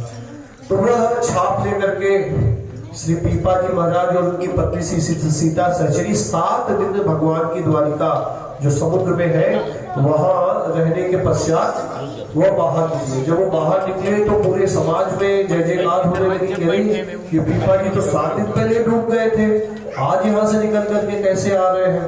अब पूरे राज्य में यह बात फैल गई, लोग खूब इनके दर्शन करने आने लगे, खूब इनके पास भीड़ लगने लगी। जो भक्त होता है वह कंचन यानी धन, काम यानी कि जो है वासनाएं, इच्छाएं और कीर्ति यानी यश, इन तीनों चीजों से बहुत बच के रहता है। जब काफी इनकी ख्याति फैल गई वहां पर, तो इन्होंने अपनी पत्नी से कहा कि अब हमें यहाँ रहना नहीं चाहिए, क्योंकि लोग भगवान को छोड़ करके हमारी पूजा करने लग रहे हैं। देखिए आज समाज में यही हो रहा है। कथाकार आते हैं हमारे यहाँ श्रीमद् भागवत मथन कथा सुनाने के लिए, वे कथा में कहते हैं कि भगवान परम ब्रह्म परमात्मा है, उनकी पूजा करो। लेकिन हम लोग क्या करते हैं, उनकी इस बात को ध्यान से नहीं मानते, सुनते नहीं और मानते नहीं। उन गुरु जी का चित्र ले जाके घर में रख लेते, उनकी सेवा पूजा करना चालू कर। फिर वही बात भैया, जो बंधा हुआ है, कथा में पूर्व कहा था, जो बंधा हुआ है वो हमें मुक्त कैसे करेगा। कथा करने आए हुए व्यक्ति में आप आदर न करें, उसकी बातों में आदर करें। वे जो बता रहे हैं उसको गंभीरता पूर्वक सुने और अपने जीवन में धारण करें। देखिए कथा करने के लिए आज हम आपके सामने बैठे, हम भी हार मान से बने हैं। हमारे और आप में बहुत अंतर नहीं है। हम शास्त्र का आश्रय लेकर के आपके पास, आपने शास्त्र से अध्ययन करके आपके सामने बोल रहे हैं। आप हमें निष्ठा करोगे तो हो सकता है कि हमारे द्वारा की गई कोई गलती आपकी निष्ठा को भंग कर दे और आप भगवान से विमुख हो जाओ। तो आपका कर्तव्य है, और ये हमारे जैसे कथाकारों का जो कथा कहने आपके मध्य में आते हैं, उनका कर्तव्य है कि आपको जीव भगवान से जोड़ा जाए, भगवान की भक्ति हमें बताई जाए, और हम जो कहें उसको मान करके आप भगवान की उपासना कीजिए। किसी व्यक्ति की उपासना भारतीय संस्कृति में थी नहीं। हमारे यहाँ चित्त की नहीं, चरित्र की पूजा होती है। भगवान नाम की पूजा क्यों होती है? मर्यादा पुरुषोत्तम थे। भगवान शिव की पूजा क्यों होती है? उन्होंने समाज के कल्याण के लिए विश्व को अपने गले में धारण किया। उनके उपदेश उमा कहो मैं अनुभव अपना, सत हरि भजन जगत सब सपना। अब हम उनकी बातों को नहीं मानते। हम क्या कर रहे हैं कि हम कथाकारों की बड़ी बड़ी फोटो चित्र लगा करके उनकी आरती पूजा करने लग रहे हैं। नहीं, मैं हाथ जोड़ करके पूरी विनम्रता के साथ आप सबसे आग्रह करता हूं, आप कथाकार से उतना मतलब रखें जितनी देर वे कथा कह रहे हैं। उन्होंने आपको जो अच्छी बात बताई हो उसको अपने जीवन में ग्रहण कर लीजिए, और कोई बात उनकी खराब लगे तो उसको वहीं छोड़ दीजिए और भगवान की तरफ बढ़िए। भगवान से जोड़ने वाला ही व्यक्ति सच्चा भक्त या साधु है। जो व्यक्ति आपसे या हमसे ये कहे भैया आओ तुम हमारी पूजा करो, हमारी आरती उतारो, तो उसको दूर से प्रणाम कर लीजिए। भक्त का कर्तव्य क्या है? हमको आपको भगवान से जोड़ना। तो पीपा जी महाराज को लगा कि यहाँ तो ये लोग हमारी साथ समाज में रहे, हमारे दर्शन के लिए भीड़ लगा रहे। तो उन्होंने एक दिन बिना बताए अपनी पत्नी को लिया और वहां से वे आगे यात्रा निकल गए। वो वहां से यात्रा कर रहे थे तो मार्ग में जंगल पड़ता था, बड़ा घना जंगल था। उस जंगल पे वहां के राजा ने जंगल के प्रवेश द्वार पे सिपाही बैठा रखे थे, क्योंकि उस जंगल में एक आदमखोर सिंह रहता था। जो सिंह सिर्फ जानवरों का शिकार करता है वो इतना हानिकारक नहीं होता है, लेकिन जिसके सिंह के मुख में मनुष्य का खून लग गया तो वो सिर्फ मनुष्य को ही मार के खाता है। तो वहां पे वो सिपाही जो है पहरा दे रहे थे। उन्होंने इनसे कहा कि देखिए भक्तवत जी, आप इस मार्ग से मत जाइए, इस मार्ग पे एक हिंसक सिंह रहता है जो नरभक्षी हो चुका है, इस रास्ते से जाने वाले मनुष्यों को मार के खा जाता है। और पीपा जी चाहते थे कि जल्द से जल्द हम इस जगह को छोड़ करके चले जाएं, नहीं तो लोग जान जाएंगे तो इनके पीछे पीछे लग जाएंगे। तो उन्होंने कहा कि हमने इस शरीर को और अपने मन को सिर्फ भगवान को समर्पित कर दिया है, अब भगवान की जैसी इच्छा होगी वैसा होगा, हम जाएंगे तो इसी मार्ग से। और ये उसी मार्ग से चल दिए, ये और उनके साथ में इनकी पत्नी सीता से चली। अब वो सिपाही जो बेचारे मतलब अपने उस पे चढ़ के मचान पे देखने लगे, ये तो जा रहे, अब तो ये माने नहीं, अब तो पक्का सिंह आएगा और इनको मार करके खा जाएगा। ये आगे जा रहे और मचान से वो सिपाही देख रहे हैं, ये अंदर जंगल में प्रवेश कर गए। मनुष्य के शरीर की गंध पड़ी तो वो हिंसक सिंह जो था सूंघते सूंघते वहां पहुंच गया, बड़ी जोर से दहाड़ा। जब वो दहाड़ा तो इन्होंने भी जोर से रामचंद्र की जय, इन्होंने भी जोर से भगवान के नाम का जय घोष किया। अब देखिए श्री पीपा जी महाराज जो भगवान के दर्शन करके आए हैं, वो सिंह ने जब इनके निकट आ गया, जब इनके दर्शन किए, इनके भक्ति के प्रभाव से उसका हिंसक स्वभाव जो था वह शांत हो गया। ऐसा हम लोगों ने बहुत बार सुना है कि आश्रमों में, आश्रमों के आसपास रहने वाले हिंसक जीव भी बड़े विनम्र हो जाते हैं। वो आया और बड़ी निष्ठा पूर्वक, वो वहां से सब सिपाही देख रहे ऊपर खड़े, हिंसक सिंह जो था वो आया और उनके शरीर के चारों तरफ उसने प्रदक्षिणा करी। 7 बार प्रदक्षिणा करने के बाद जैसे कोई पालतू जानवर आकर के बैठ जाए, इनके चरणों के पास आकर के वह बैठ गया। इन्होंने भगवान के द्वारा जो प्राप्त मुद्रा थी ना, वो सिंह के स्पर्श करा दी और अपने हाथ से उसको स्पर्श करा दिया और अपने गले से खोल करके तुलसी माला उस सिंह के गले में बांध दी। शास्त्र में वर्णन आता है कि वह सिंह उसी दिन से उसने अपनी हिंसक वृत्ति छोड़ दी और 7 दिन तक बिना कुछ खाए बिना कुछ पिए वो इनके साथ रहा और 7 दिन बाद उसने अपने शरीर को छोड़ दिया। बाद में एक भक्त हुए हैं, आप सबने सुना होगा,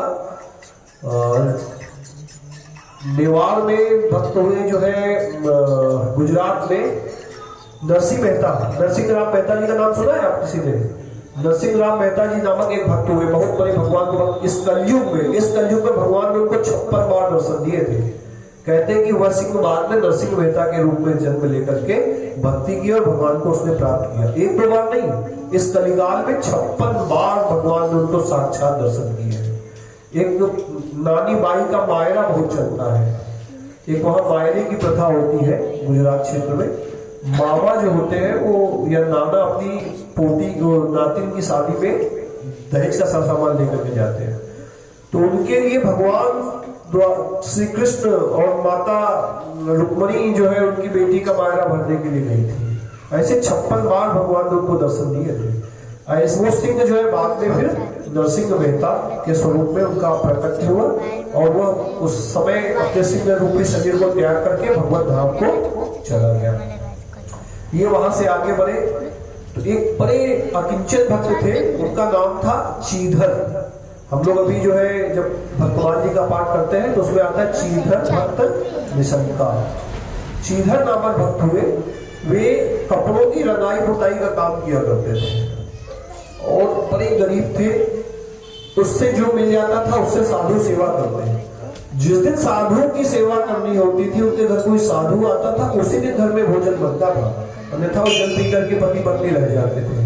और साधु आ जाए तो घर में जो भी कुछ है वो सब साधु की सेवा में लगा दिया करते थे। ऐसी उनकी साधुओं में निष्ठा थी। ये जो है इन्होंने रास्ते के भक्तों के मुख से श्री चीधर जी के बारे में पीपा जी ने सुना और पीपा जी की ख्याति पीपा जी से पहले उस राज्य में पहुंच फैल चुकी थी कि भगवान के एक ऐसे भक्त हुए जो 7 दिन तक समुद्र के अंदर रहने के बाद जीवित निकल आए। भगवान ने उनको अपने हाथ से छाप प्रदान की है, उनके दर्शन करने से लोगों के हृदय में भगवान की भक्ति मिल जाती है। ऐसा चीधर जी ने भी सुना था कि पीपा जी नामक एक भक्त हुए हैं।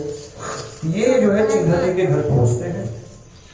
चीधर जी बहुत खुश होते हैं, उनकी पत्नी बड़ी प्रसन्न होती है, इनको बैठाते हैं, इनको जल और कुछ मिष्ठान देकर के इनका स्वागत करते हैं। चीधर जी घर के अंदर आते हैं, अपनी पत्नी से कहते हैं कि जल्दी से जो है कुछ भोग बनाइए जिससे साधु की सेवा हो सके। तो जो चिधरानी थी उनकी पत्नी थी, वे कहती है कि महाराज जो 3 दिन पहले आपने भंडारा किया उसमें घर की समस्त सामग्री, समस्त राशन समाप्त हो गया है। आज घर के अंदर एक अन्न का तिनका भी नहीं है जिससे मैं इन संत महापुरुष की सेवा कर सकूं। तो वो कहते फिर कैसे होगा, अपने घर पे इतने बड़े पीपा जी महाराज जैसे सिद्ध संत आए हैं, इनकी सेवा करने के लिए कुछ तो हमें करना चाहिए, कुछ तो करिए। तो कहती भी ठीक है, आप मेरे साथ अंदर आइए, मैं देखती हूँ मैं क्या कर सकती हूँ। तो उनके पास वो अंदर जो है, पहले घरों में देखिए ना, बाहर का बरामदा अलग होता था, फिर अंदर का एक कक्ष होता था, तो सबसे भीतर के कक्ष में वो चली जाती है। और उन्होंने जो लहंगा और चोली पहनी हुई थी, उस घर में उनके पास वही एक माँ का कपड़ा था जो उन्होंने शरीर पे पहना हुआ था, वो उतार करके इनको चीधर जी को दे देती है। यह वस्त्र आप ले जाइए, इसको बाजार में बेच करके इससे सीधा सामान ले आइए, आटा दाल चावल आलू सब ले आइए, और उससे जो है पंगत बना करके पीपा जी महाराज और उनकी पत्नी को उनकी सेवा कीजिए। वो अपने कपड़े उतार के दे देती है। अब कपड़े नहीं है तो बाहर नहीं आ सकती है। चीधर जी बाहर जाते हैं, बाजार में उसको बेचते हैं, राशन लेकर के आते हैं। देखिए साधुओं के प्रति कैसा समर्पण था पहले प्राचीन भारत में। यह कथा मात्र कथा नहीं है, यह आप सनातनियों का इतिहास भी है। आज हमें अपने दरवाजे आने वाले साधु के लिए गिलास पानी के बारे में भी सोचते हैं। पहले लोगों के अंदर क्या निष्ठा थी साधुओं के प्रति। अपने देह का एकमात्र वस्त्र, जिसके अलावा कोई वस्त्र नहीं था, उस वस्त्र को चीधर जी की पत्नी ने बिकवा दिया, और बिकवा करके उससे जो सीधा सामान आया ला करके श्री पीपा जी महाराज की पत्नी श्री सीता सहचरी जी को दिया। सीता सहचरी जी ने रसोई बनाई, भगवान को भोग लगाया। भोग लगाने के बाद श्री पीपा जी कहते हैं कि चीधर जी से कि भक्तानी को बुला लो, अपनी पत्नी को बुलाओ, तो हम 4 लोग बैठ करके एक साथ भोजन करेंगे। तो वो कहते हैं कि देखिए, हम लोगों को शीत प्रसादी पाने की आदत है। शीत प्रसादी कहते हैं कि जब भक्त लोग खा लेते हैं, उसकी जो जूठन बचती है उसको शीत प्रसादी कहा जाता है। भगवान के भोग जो लगाई जाती है वस्तु, उसके बाद वो प्रसाद हो जाता है, और भगवान के भक्त उसको पाले, और पाने के बाद जो बच जाती है सामग्री, उसको शीत प्रसादी कहते हैं। हम लोग की आदत तो शीत प्रसादी पाने की है, आप पा लीजिए, तत्पश्चात हम पाएंगे। लेकिन पीपा जी मानते नहीं, बोलते नहीं, हम 4 ही लोग यहाँ पे हैं, हम 2 लोग पाए और आप 2 लोग आप रह जाएंगे, ऐसे नहीं चलेगा। आप पहले भक्तानी को बुलाइए, हम 4 लोग पाएंगे। बहुत आग्रह करते हैं, जब वो नहीं आते हैं तो श्री पीपा जी अपनी पत्नी को इशारा करते हैं कि आप जाइए, देखिए क्या बात है, वो बाहर क्यों नहीं आ रही है। तो जब ये अंदर जाती है तो वो जो है वहां देखती है कि वो ऐसे दुबक करके खटिया के पीछे बैठी हुई है, क्योंकि वस्त्र नहीं है उनके शरीर पे। तो कहती है, राम राम, ये क्या हो गया, अभी तो आपने बड़ा सुंदर लहंगा पहना हुआ था, अभी आपके शरीर पे वस्त्र नहीं है। तो चीधर जी की जो पत्नी थी, कितनी उत्तम बात कहती है। कहती है, मैंने तो सोचा कि आप वैष्णव हैं, भगवान के दर्शन करके आई हैं, आप कुछ ज्ञान ध्यान की बात करेगी, आप कहाँ इस शरीर की चर्चा लेकर के बैठ गई। अब इस बात को सुन करके सीता सहचरी जी को लगा कि यार भक्तों का स्तर कितना ऊंचा हो रहा है। तो उन्होंने कहा कि बहुत जिद की सीता सहचरी जी ने। तो फिर उन्होंने उनको एक साड़ी जो है, सीता सहचरी जी को जब वो द्वारिका से भगवान श्री कृष्ण से विदा ले रही थी, तो रुक्मणी माता ने अपनी एक साड़ी दी थी। उस साड़ी की खासियत थी कि वह जलती नहीं, वह गंदी नहीं होती, वो कभी फटती नहीं। उन्होंने वह साड़ी, सीता सहचरी जी ने वह साड़ी गई लेकर के आई, इनको पहनाया चीधर जी की पत्नी को, और पहना करके बाहर लेकर के आई। फिर चारों भक्तों ने भगवान का प्रसाद निष्ठापूर्वक पाया। वहां से जब रात को शयन करने गए, तो फिर जो है इन्होंने, सीता सहचरी जी ने अपने पति पीपा जी महाराज को बताया कि संत की सेवा कैसे करनी चाहिए, इन भक्तों से सीखना चाहिए। उन्होंने अपने देह का एकमात्र जो वस्त्र था उसको बेच करके हमारी आपकी सेवा की। तो पीपा जी कहते हैं कि ऐसे भक्त की सेवा तो हमें भी करनी चाहिए। इन्होंने अपने देह का वस्त्र बेच करके सेवा की है हमारी, तो हम अपनी देह बेच करके इनकी सेवा करें। सुबह पीपा जी उठते हैं, भगवान की पूजा करते हैं, अपनी पत्नी को लेते हैं और उस समय दास दासी रखने की प्रथा थी। अपने यहाँ जो बड़े लोग होते थे दास दासियां रखते थे, वे पैसे से लोगों को खरीद लेते थे और फिर घर के अपने सारे काम उनसे करवाया करते थे। ये बाजार में जहाँ बाजार लगती थी वहां आकर के पिपाजी महाराज बैठ गए और अपनी पत्नी को लेकर के बैठ गए और कोई दास ले लो, कोई दास, कोई दासी ले लो, कोई दासी, ऐसी आवाज लगाने लगे। जो लोग द्वारिका से यात्रा करके आ रहे थे बाजार में चुके बैठे थे, मेन मुख्य मार्ग में बाजार था, तो उन्होंने देखा कि अरे ये पिपाजी महाराज यहाँ बैठे हैं, ये गांगरौनगढ़ के राजा हैं और ये यहाँ दास के वेश में बैठ करके अपने आप को बेचना चाहते हैं। सब धीरे धीरे करके भीड़ इकट्ठा हो गई, बहुत सारे लोग एकत्रित हो गए। उन्होंने कहा कि महाराज आप ऐसा क्यों कर रहे हैं?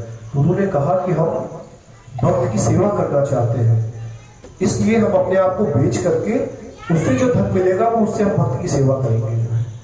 तो अब ऐसे परम प्रतापी भक्त जो भगवान के यहाँ रह करके आए, उनके पास किसी चीज कमी, जो भक्त वहां से निकल रहे थे, कोई सोने की असरफी डालने लगा, कोई राशन रखने लगा, कुछ थोड़ी ही देर में वहां बहुत सारा सामान एकत्रित हो गया।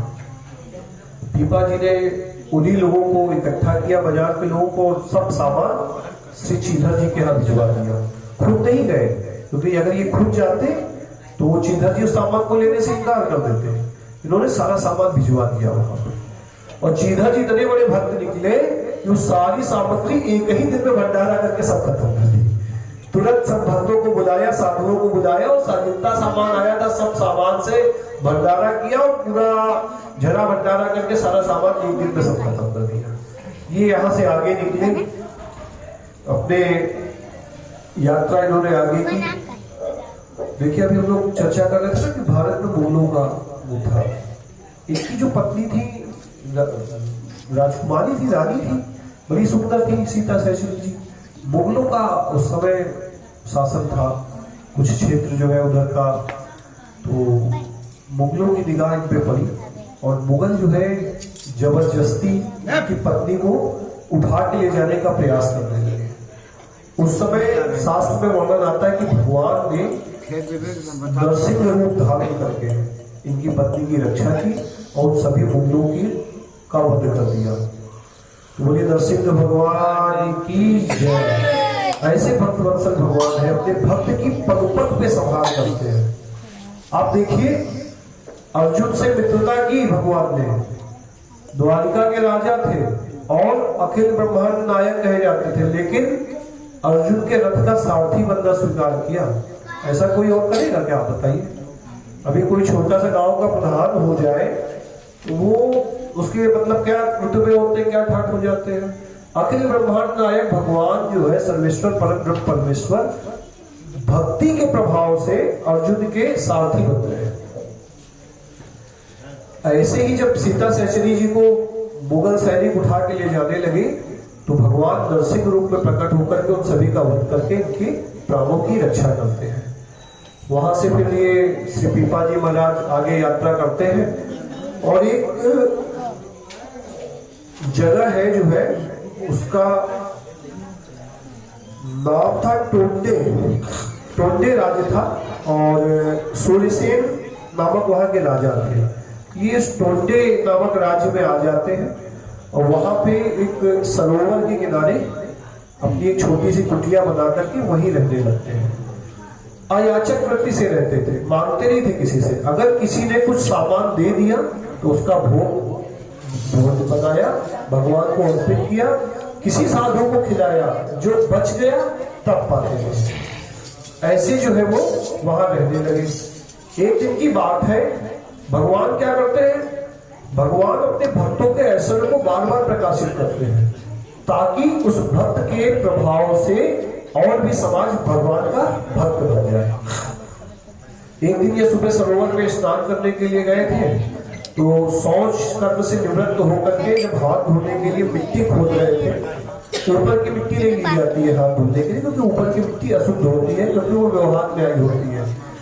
तो मिट्टी थोड़ा खोद रहे थे, जब इन्होंने खोदा थोड़ा सा मिट्टी तो इनको एक बाघ बड़ा दिखा और उसमें सोने की असर किया। वर्णन आता है कि एक एक असर भी 5-5 तोले वजन की थी, लगभग इतनी असर है। ये देखते हैं तो राम राम राम राम राम राम करके उसको फिर पुनः मिट्टी से ढक देते हैं और मिट्टी से ढक करके दूसरी जगह से मिट्टी लेकर के हाथ धोते हैं, स्नान करते हैं और चले आते हैं। ये एकांत में कुटिया बना के रह रहे होते हैं। उस समय जो है कुछ चोर जो है इनकी कुटिया के पीछे छुपे हुए थे। ये आते हैं अपने घर और अपनी पत्नी से सारा प्रसंग बताते हैं। कहते हैं देखो उस घाट पे, सरोवर के उस घाट पे स्नान करने मत जाना, वहां पे कुछ धन गड़ा हुआ है और दूसरे के धन को देखने से भी पाप लगता है। छोड़ना तो छोड़ दीजिए, देखने से भी पाप लगता है। इतनी निष्ठा इनकी। तो बोले उस घाट पे नहाने के लिए मत जाना। और जो चोर थे वो सब सुन रहे थे। इन्होंने बताया कि वहां 5 कलश जो है बड़े बड़े हंडों में सोने की सर्फियां, माणिक, हीरे, जवाहर सब लपे हुए हैं। और चोर जो थे वो सब सुन रहे थे। वो सब इंतजार करने लगे कि अंधेरा हो तो हम सब खोद करके सारा धन ले लेते हैं। अब देखिए ये तो निष्ठावान थे, भगवान इनके माध्यम से साधु संतों की, सनातन धर्म की सेवा कराना चाहते थे, इसलिए इनको वहां असल्फियों का दर्शन हुआ। चोर गए चोरी करने के निमित्त, जब उन्होंने खोदा तो घड़ा में उनको दिखा, लेकिन घड़े में सोने की असल्फियों की जगह, मणि माणिक जवाहरात की जगह उनके सांप और बिच्छू सब दिखे उसको। अब चोरों ने क्या समझा? चोरों ने ये सोचा कि इन्होंने हमको देख लिया और यहाँ सांप बिच्छू रहते हैं, ये बात इनको पता थी। हम चोरों को मार डालने की नियत से इन्होंने ऐसी बात प्रचारित की कि वहां सोना गड़ा है, जिससे कि हम चोर यहाँ निकालने आएंगे, इसको खोदेंगे, सांप बिच्छू हमको काटेंगे और हम मर जाएंगे। तो कहीं इसकी जो करनी की, इसकी सजा इसको देनी चाहिए। ये हमको मारना चाहिए था, तो हम कुछ ऐसा करेंगे कि यही मर जाए। तो वो मटकों को कपड़ों से खूब बढ़िया से बांध लेते हैं। उनको तो सांप बिच्छू सब दिख रहे थे, वो उठा जाते हैं। और ये महात्मा जी, पीपा जी महाराज तो रात को भोजन करके पति पत्नी दोनों लोग सो रहे थे। वे सब आते हैं और पेड़ पे चढ़ करके इनके छप्पर पे वो फेंक देते हैं सब। तो जब वो अंदर फेंकते हैं तो खर खर खर खर खर खर की सब सोना पूजा कमरे में बिखर जाता है। सुबह जब उजाला होता है तो पीपा जी महाराज देखते हैं कि पूरा घर सोने के असल्फियों से भरा हुआ है। साधु का क्या स्वभाव, उसको धन मिल गया। उसी समय से बात प्रचलित हुई। एक कहावत आप लोगों ने सुनी होगी ना कि ऊपर वाला जब भी देता देता छप्पर फाड़ के, तो वो छप्पर फाड़ के मटके गिरे, तो वो बात तब से प्रचलित हो गई। चोर को सोचे कि सांप बिच्छू सब गिर गए हैं, ये मर जाएंगे, इनको काट लेंगे, ये दोनों मर गए होंगे, वो भाग गए। इनके यहाँ तो सब पूरा सोना सोना भर गया। ये भी बड़े महापुरुष सुबह उठे, सेठ साहूकारों को बुलाया, उस सोने की सामग्री मुद्राएं वहां दे करके उससे सीधा सामान ले आए और भंडारा, पंगत बैठने दीजिए, पंगत चल रही है, लोग साधु प्रसाद पा रहे, सुबह से लेकर शाम तक भंडारे पे भंडारा, भंडारे पे भंडारा, और 56 प्रकार के व्यंजन परोसे जा रहे हैं। ऐसी ख्याति हुई कि वहां का जो राजा था सूर्यसेन, उस तक बात पहुंची कि आपके राज्य में सरोवर के किनारे भक्त रह रहे हैं जिनके यहाँ 7 दिन से भंडारा चल रहा है, भंडारा खत्म ही नहीं होता है, और रोज 56 प्रकार के भोग भगवान को लग रहे हैं, साधुओं का खूब भंडारा हो रहा है। और ये क्या करते हैं, जो साधु के भंडारे में प्रसाद पाने आते सबको 5-5 सोने के सिक्के और दक्षिणा के रूप में दे देते हैं। अब तो जो है खूब जो है, मतलब वहां वो राजा ने जब सुना कि हमारे यहाँ इतने सिद्ध महापुरुष आए हुए हैं तो हमें भी दर्शन करने जाना चाहिए। राजा आया दर्शन करने के लिए, राजा दर्शन करने आया, इनका भक्ति का प्रभाव देखा, बहुत प्रभावित हुआ और उसने कहा कि ये भक्तराज पीपा जी महाराज, हमें अपनी शरण में ले लीजिए, हमें दीक्षा दे दीजिए। इन्होंने कहा दीक्षा तो हम तुमको देंगे, लेकिन हमारी कुछ शर्त है। तो कहने क्या शर्त है? राजा के साथ उसके पुरोहित वगैरह भी आए थे, वो सब बहुत घबरा रहे थे कि अगर राजा वैष्णव हो गया तो हम जो कर्मकांड कराते हैं, आज फलाने की कथा कर लो, आज दिवकाना पूजन कर लो, आज शनि का पूजन कर लो, आज राहु का पूजन कर लो, आज केतु का पूजन कर लो, ये सब बंद हो जाएगा, हमारी दान दक्षिणा छूट जाएगी। तो वो राजा को नहीं चाहते थे कि राजा दीक्षा ले। और पीपा जी महाराज अलग मूड में थे, इनका कुछ अलग ही जो है लीला करने का विचार चल रहा था। देखिए जितनी भी चीजें आप हम लोग सुन रहे हैं ना, इसमें किसी व्यक्ति विशेष की, पीपा जी महाराज की महत्ता तो है, लेकिन वो लीला कौन कर रहा है? स्वयं श्री भगवान कर रहे हैं। भगवान की महिमा ज्यादा है। तो वो कहते हैं कि मैं तुमको दीक्षा दूंगा, अपने शिष्य के रूप में स्वीकार तो करूंगा, लेकिन मेरी शर्त यह है कि आपको अपना सारा राज्य मुझे देना पड़ेगा। वो राजा तो नहीं जानता था कि ये गांगड़ौनगढ़ के राजा थे। तुम्हारा राज्य तो बहुत छोटा है, इनका तो बहुत बड़ा राज्य था, उसको नहीं पता था ये बात। वो सोचा यार हम आए थे इनके पास जो दीक्षा लेने के लिए, ये तो राज्य मांग रहे हैं। इन्होंने एक कदम और आगे बढ़ गए, बोले राज्य तो देना ही पड़ेगा, अपनी सारी रानियां भी हमें देनी पड़ेगी। अब तो राजा बड़ा सोच में पड़ गया। खैर उसकी निष्ठा सच्ची थी।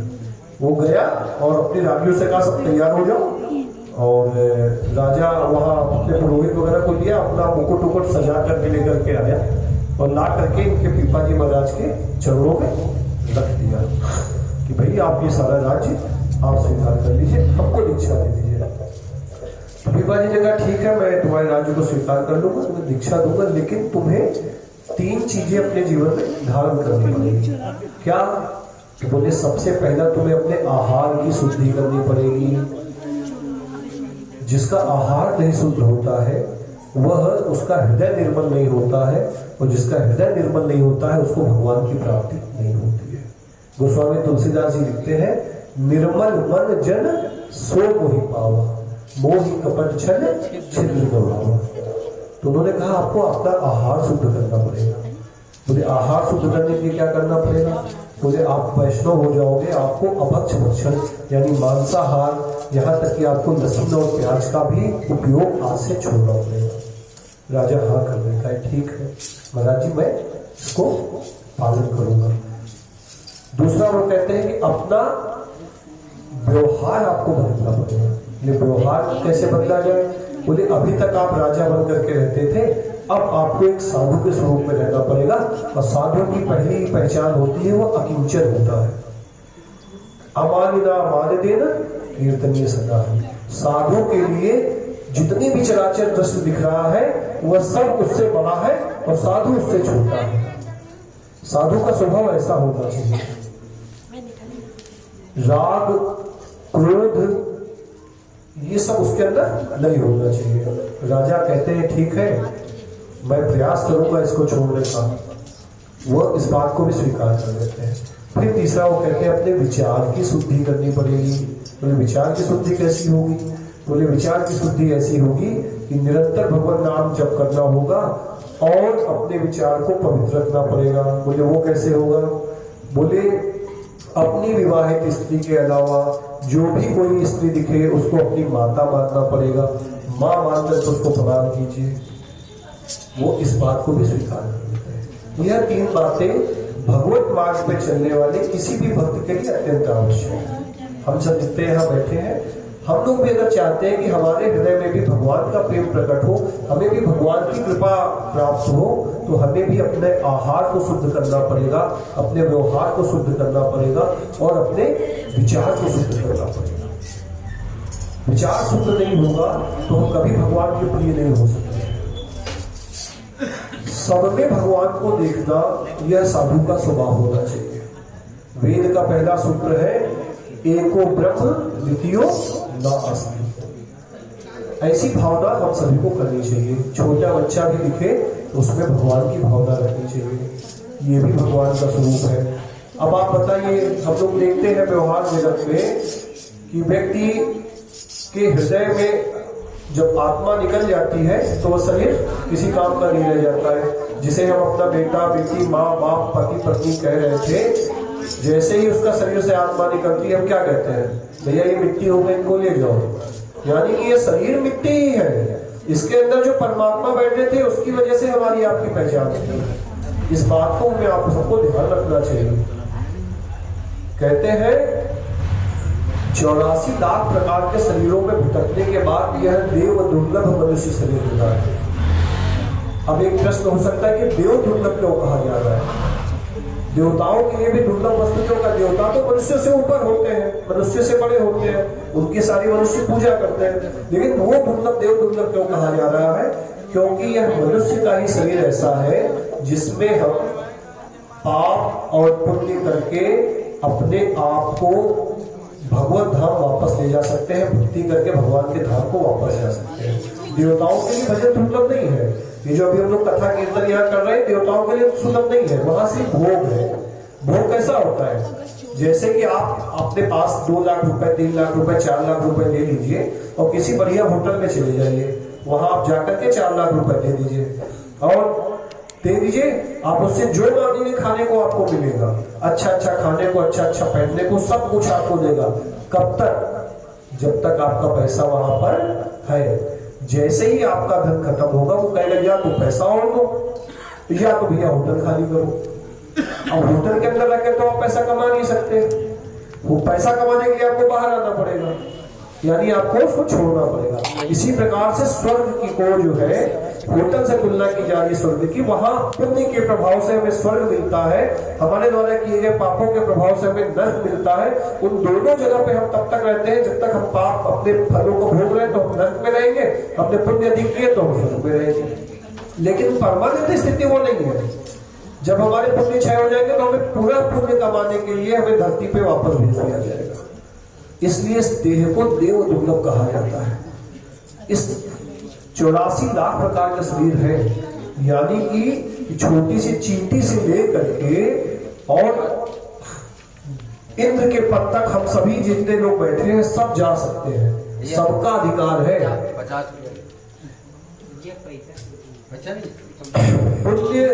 पुण्य के प्रभाव से आप इंद्र के पद को प्राप्त कर सकते हैं। इंद्र किसी व्यक्ति का नाम नहीं है, वो पदवी का नाम है। आप अच्छे पुण्य कीजिए, आप वहां तक जा सकते हैं, लेकिन उन पुण्यों का जब क्षय हो जाएगा तो आपको पुनः धरती पे आना पड़ेगा। तो बोले फिर ऐसा क्या करेंगे, ये 5 जन्म मृत्यु के चक्र से छूट जाए, तो जन्म मृत्यु में कष्ट ही क्या अच्छा बताइए। कोई ये भी कह सकता है कि भाई जन्म लेना क्या उनसे बुरी बात है। तो कहा जाता है जन्मत मरत दुसह दुख हुई। जब बच्चा जन्म लेता है, वो चाहे किसी भी योनि का बच्चा हो, तो वह एक थैली के अंदर होता है, उसका सर नीचे होता है, उसके पैर ऊपर होते हैं, एक उसमें मवाद पीप जैसी स्थिति होती है, उसको एक फ्लूइड लिक्विड भरा होता है और 1000 बिच्छू के साथ काटे गली पीड़ा उस बच्चे को होती है जन्म लेते समय। ऐसे ही मरते समय जन्म और मृत्यु। तीसरी चीज होती है जरा। जिसका भी शरीर संसार में पैदा हुआ है उसके शरीर को बुढ़ापा आएगा ही आएगा। ऐसा कोई है क्या बुढ़ापा ना आए? जिसने भी संसार में पैदा हुआ है उसके शरीर को बुढ़ापा आना ही आता है। जन्म मृत्यु जरा और चौथी चीज है व्याधि, बीमारियां। हम लोग सुनते हैं कि छोटा बच्चा है, अभी बड़ा हम मेडिकल में काम करते हैं, 2-2 साल 3-3 साल के बच्चों को शुगर हो जा रही है। बताइए उसने क्या ऐसा खा पी लिया कि उसको शुगर हो जा रही है? लेकिन प्रारब्ध, उसके प्रारब्धों की वजह से उसको ये सारे जन्म मृत्यु जरा व्याधि के कष्ट भोगने पड़ रहे हैं। छोटे छोटे बच्चों को कैंसर जैसी बीमारियां डायग्नोस हो रही है, उसका प्रारब्ध है। तो अब हम ऐसा क्या करें कि इससे पार हो जाए? तो ये जो हिंदू जन सेवा समिति के बच्चे हैं ना, सब भक्त लोग आपके बीच में आते हैं कीर्तन करते हुए। क्या कीर्तन करते हैं? हरे कृष्णा कृष्णा कृष्णा हरे हरे, हरे राम राम राम हरे हरे। अगर ये याद हो जाए तो इसका कीर्तन करना चाहिए। अब आप ये पूछ सकते हैं हमसे क्यों इसका कीर्तन करना चाहिए? तो भैया 4 युग होते हैं अपने यहाँ। सतयुग में भगवान को ध्यान के द्वारा प्रसन्न किया जाता है।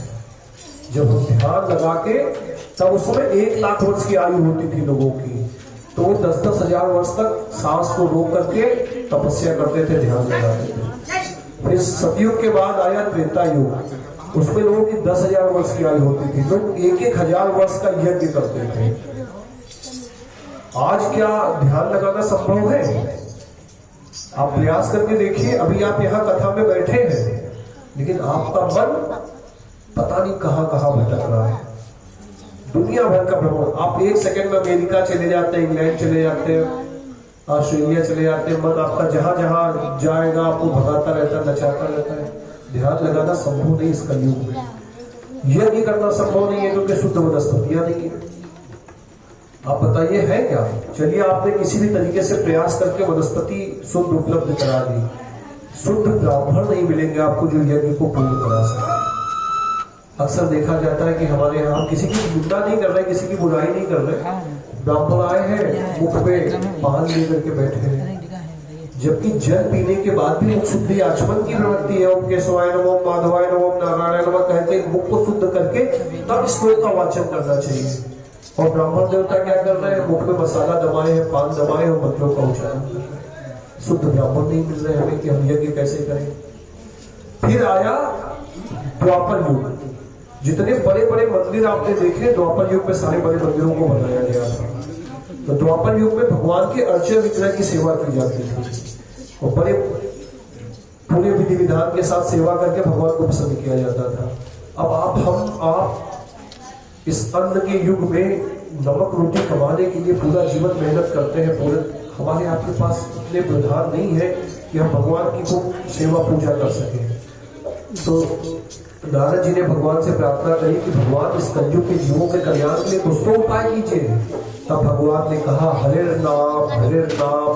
नाम ही केवलम कलौ नास्तेव नास्तेव नास्तेव गतिरन्यथा। इसका मतलब है कि कलयुग में एकमात्र भगवान के नाम 3 बार कह रहे हैं भगवान। नास्तेव नास्तेव नास्तेव, नहीं है। भगवान के नाम के अलावा, भगवान के नाम के जप और भगवान के नाम के कीर्तन के अलावा भगवान को पसंद करने का कोई और उपाय नहीं है। इसको और सरल करके कहे गोस्वामी तुलसीदास जी कहते हैं कलयुग केवल नाम आधारा, सुमिर उतर ही पारा। तो आप के बीच में हम आए हैं तो हम आपसे यही आग्रह करेंगे कि अपने इस मानव जीवन को सार्थक कीजिए। आपको भगवान का जो नाम अच्छा लगता हो, आपको श्री सीताराम नाम अच्छा लगता हो तो आप सीताराम नाम का, आपको श्री राधा कृष्ण नाम अच्छा लगता हो तो श्री राधा कृष्ण का, आपको विष्णु भगवान का नाम अच्छा लगता हो तो श्री हरि भगवान के नाम का, इनका जप करिए। इस भगवान के नाम के जप करने से और उसकी कीर्तन करने से हम इसे जन्म मृत्यु जरा व्याधि के चक्र से छोड़ करके, कथा जो लोग शुरू से सुन रहे हैं आज की, उसमें माता काली से मोक्ष मांगा था ना, राजा ने मोक्ष मांगा था जिसके लिए उनको रामानंदाचार्य जी के पास भेजा गया। और ये सारा प्रसंग हम लोग सुन रहे हैं। जो मोक्ष माता काली से राजा को नहीं प्राप्त हुआ, वह मोक्ष आपको भगवान के नाम के जप और कीर्तन से इस कलयुग में सहज ही मिल जाएगा। अच्छा बताइए, यहाँ बैठा कोई भी व्यक्ति क्या सीताराम बोलना किसी के लिए मुश्किल है? बोलिए सबके लिए बात, सीताराम बोलो, सीताराम सीताराम सीताराम। कुछ लगा आपका? अपनी जेब से कुछ पैसा खर्चा हुआ? किसी को दान दक्षिणा देनी पड़ी? इसको करके भैया जब भगवान मिल जाए तो हम क्यों भगवान को प्राप्त कर ले? बुद्धिमानी तो इसी में है ना कि हम भैया उसको प्राप्त कर ले। भाई इसको और आसानी से समझिए, अगर आपकी दोस्ती देश के राष्ट्रपति या प्रधानमंत्री से हो जाए तो आपको किसी छोटे व्यक्ति से, किसी गांव के प्रधान से या किसी सभासद से घबराने की आवश्यकता होगी? नहीं होगी। भगवान अपना कैवल्य दे रहे हैं, अपनी मित्रता दे रहे हैं। कैसे? हरे कृष्णा कृष्ण कृष्ण हरे हरे, हरे राम राम राम हरे हरे। भगवान कहते हैं नाहम वसामि वैकुंठे योगिनाम हृदये च।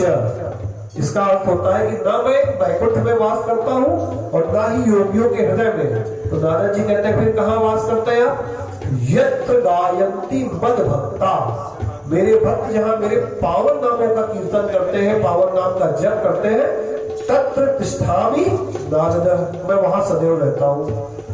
और क्या कहे अब आपको, शास्त्रों में वर्णन आता है कि भगवान के नाम का जप करने वाले व्यक्ति के पीछे सुदर्शन चक्र रक्षा करने के लिए चलता रहता है। आजमाई हुई बात आपको बता है, इतनी सहज साधन है, इसको स्वीकार कर लीजिए। तो फिर जो है राजा सूर्यसेन मल जो है महाराज जी से, पीपाजी महाराज से दीक्षा ले लेते हैं।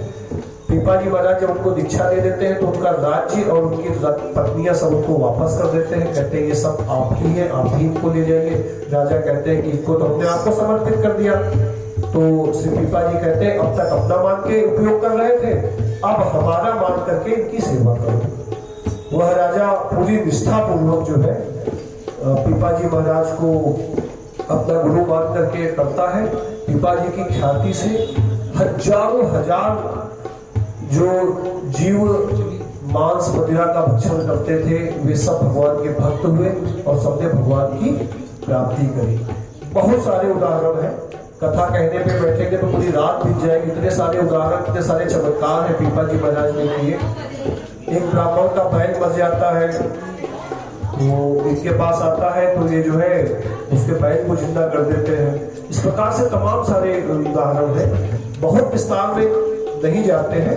मेन बात यह है कि हरि की और गुरु की कृपा से हमें भगवान की सहज ही प्राप्ति हो सकती है, जैसे पीपाजी महाराज और श्री सीता सहचरी जी को हुआ। काफी समय तक ये रहे, इन्होंने भक्ति का प्रचार प्रसार किया। बाद में फिर ये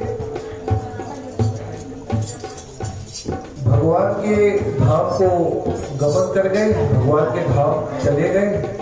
और आज भी वहां पे गागरौनगढ़ में जहाँ ये जिस गुफा में रह करके भजन करते थे वह गुफा आज भी है। लोगों को आज भी वहाँ पीपाजी महाराज की अनुभूति होती है। वहां अगर जाते हैं लोग तो उनकी अनुभूति होती है। एक बार की बात थी, इनकी ना सबको बड़ी निष्ठा थी पीपाजी महाराज की। तो पीपाजी महाराज जो है क्या करते हैं कि सत्संग करने किसी अन्य गांव में गए हुए थे और इनकी पत्नी घर पे अकेली थी। उसी समय बहुत सारे साधु इनके घर आ जाते हैं और इनके घर पे कुछ भी सामग्री सीधा नहीं थी जिससे उन साधुओं की सेवा कर सके। तो ये क्या करती है कि ये जो है व्यापारी के पास जाती है और व्यापारी से कहती है कि हमको सीधा सामान दे दो, हमें साधुओं की सेवा करते हैं। तो व्यापारी जो है थोड़ा कलुषित बुद्धि का था। अधर्म द्वारा कमाई गई जो धनराशि होती है ना उससे लोगों का मन जो है बदल ही जाता है। वो चाह कर के भक्ति भजन नहीं कर पाते हैं तो उसके हृदय में पाप आता है। कहता हम आपको सामग्री तो दे देंगे लेकिन आपको हमारी सेवा में आज रात आना पड़ेगा। उन्होंने कहा ठीक है, आप हमको सामग्री दे दीजिए, हम साधुओं की सेवा करने के पश्चात रात को आपके पास आ जाएंगे। ये सामान ले आती है, भोग बनाती है, साधुओं को पवाती है, साधुओं को विदा करती है। उसी समय पीपाजी महाराज आ जाते हैं तो ये पूरा प्रसंग पीपाजी से बताती है। पीपाजी कहते हैं साधुओं का भोजन कैसे हुआ, घर में तो सामग्री नहीं थी। तो बताती है ऐसा ऐसा था। उस जो साहूकार था उसने ये कहा है कि अगर आप मेरी सेवा करो आकर के तो मैं आपको सामान दे दूंगा। कहते बहुत अच्छी बात है, उसने सामान दिया तो आप अपनी बात पूरी करिए। वो तैयार होती है उसके पास जाने के लिए। उसी समय भयानक धूल वर्षा होने लगती है। तो ये जो है अपने सर पे बैठा करके डोलची में लेकर के जाते हैं। जब वो जाती है वहां तो दर्शन जब वो करता है सीता जी का, सहचरी जी का, तो उसका हृदय परिवर्तित हो जाता है। जब पीपाजी महाराज से दर्शन करता है तो वो भी इनका भक्त हो जाता है, क्योंकि उसके द्वारा जो सामग्री दी गई थी उस सामग्री से भगवान को भोग लगा। ये पहला उसमें कृपा हुई। फिर साधुओं ने पाया, ये दूसरी कृपा हुई। और तीसरा वो दिन भर भगवान के भक्त का स्मरण करता रहा कि वो सीता सहचरी जी आएंगे, सीता सहचरी जी आएंगे, ऐसा चिंतन करता रहा। तीन कृपा उसके ऊपर मोक्ष को उसको प्राप्ति हो गई है। ऐसे जो है तमाम तरह की जो है सारी चीजें श्री पीपाजी के महाराज के उसमें होती रही। एक बार क्या हुआ कि राजा के राज्य में एक अजीब किस्सा आ गया। किस्सा ऐसा आ गया कि एक स्त्री बड़ी सुंदर रूप होती, उसके साथ एक ही जैसे दिखने वाले दो पुरुष पहुंचे और दोनों पुरुष कहते थे कि ये हमारी पत्नी है, वो कहता हमारी पत्नी है। तो किसी को निर्णय राजा नहीं कर पा रहे थे कि कैसे निर्णय करें। स्त्री से पूछा जाए तो वो कुछ बता ना पाए, क्योंकि दोनों रंग रूप में दोनों आदमी एकदम एक जैसे थे। सामान्य दृष्टि से देख के पता ही नहीं चल रहा था कि इसमें भेद क्या है। तो फिर वो पीपाजी महाराज को बुलाया जाता है। राजा आग्रह करते हैं, पीपाजी आते हैं। पीपाजी देखते हैं जो महापुरुष थे, उनकी दिव्य दृष्टि से को पता चल जाता है कि इसमें तो एक प्रेत है। वो युक्ति लगाते हैं, कहते हैं देखो एक बोतल मंगाते हैं, डॉट वाली बोतल, ढक्कन वाली बोतल जो है। कहते हैं जो स्त्री का सच्चा पति होगा वो इस बोतल में घुस जाएगा, 3 घंटे तक वहां रहेगा। अच्छा बताइए सामान्य आदमी क्या बोतल में घुस पाएगा? नहीं घुस पाएगा। तो जो प्रेत था वो फट से जो है उस बोतल में घुस गया। इन्होंने तुरंत डॉट लगाई, कस दिया और कस करके दे दिया सिपाहियों को, इसको ले जाओ, गड्ढा खोद करके धमका दो। और वो पत्नी जो है इसको वापस मिल गई इस सिपाही को। तो प्रेत चिल्लाने लगा, रोने लगा कि हम पे दया कीजिए, आप तो संत हैं, हमें क्षमा कर दीजिए, हमसे गलती हो गई। मैं प्रेत हूँ, इस स्त्री को देखा तो मेरे अंदर लोभ आ गया, तो इसके पति का स्वरूप बना करके मैं इसको प्राप्त करना चाहता था, आप मुझे क्षमा कर दीजिए। तो पीपा जी महाराज उस प्रेत को दीक्षा देते हैं और दे करके उसको वैष्णव बना करके मुक्त कर देते हैं, उसको भी भगवत धाम की प्राप्ति करा देते हैं। ऐसे पीपा जी महाराज राजस्थान में रह रहे हैं। एक बार की घटना ऐसी हो गई, यह राजा के दरबार में, राजा जो है इनके पास भजन पद्धति सीखने के लिए आया हुआ था, कुछ वार्तालाप चल रहा था। अचानक जो है महाराज जी अपने दोनों हाथ उठाते हैं और ऐसे ऐसे लगाने लगते हैं, ऐसे करके ऐसे ऐसे करते हैं और बनाने लगते हैं। जो है राजा देखता है कि हाथ इनके काले हो गए, हाथ तो इन्होंने हवा में उठाया था, हाथ काले हो गए। पूछा पीपा जी महाराज आपने ये क्या किया? तो कहते हैं राजन, द्वारिकाधीश के मंदिर में पुजारी ने जब आरती करी और आरती करके रखी तो उस आरती से पर्दे में आग पकड़ दी, मैंने उस आग को बुझाया। तो राजा कहता है क्या गप्पू मार रहे हैं, बैठे राजस्थान में हैं, हमसे बात कर रहे हैं और कह रहे हैं कि हम द्वारकाधीश में आग लगी थी उसको बुझा करके आ रहे हैं। तो राजा को विश्वास नहीं होता, उस तुरंत अपने घुड़सवारों को भेजता है, कहता है जाओ पता करके आओ, और तारीख और समय लिख करके देता है, ये समय तारीख में क्या हुआ था। वो जब वहां जाता है तो सच में उसको यह बात वहां के पुजारियों से पता चलती है कि फला तारीख को दोपहर की आरती के समय पुजारी की लापरवाही से दीपक से पर्दे में आग लग गई थी। अगर पीपा जी उस आग को न बुझाते तो बड़ा अनर्थ हो जाता। ऐसे पीपा जी महाराज एक जगह बैठे, दूसरी जगह वो प्रकट हो रहे हैं। इतने सिद्ध कोटि के महापुरुष कैसे बने? गुरु रामानंदाचार्य की कृपा से। कैसे बने? भगवान श्री सीताराम के नाम का जप करके। तो हम लोग को भी करना चाहिए। 10 मिनट हम लोग कीर्तन करेंगे, प्रज्वल कीर्तन कराएंगे, तत्पश्चात फिर आरती होगी जो है। बोले श्री वृंदावन बिहारी लाल की, बोले राधा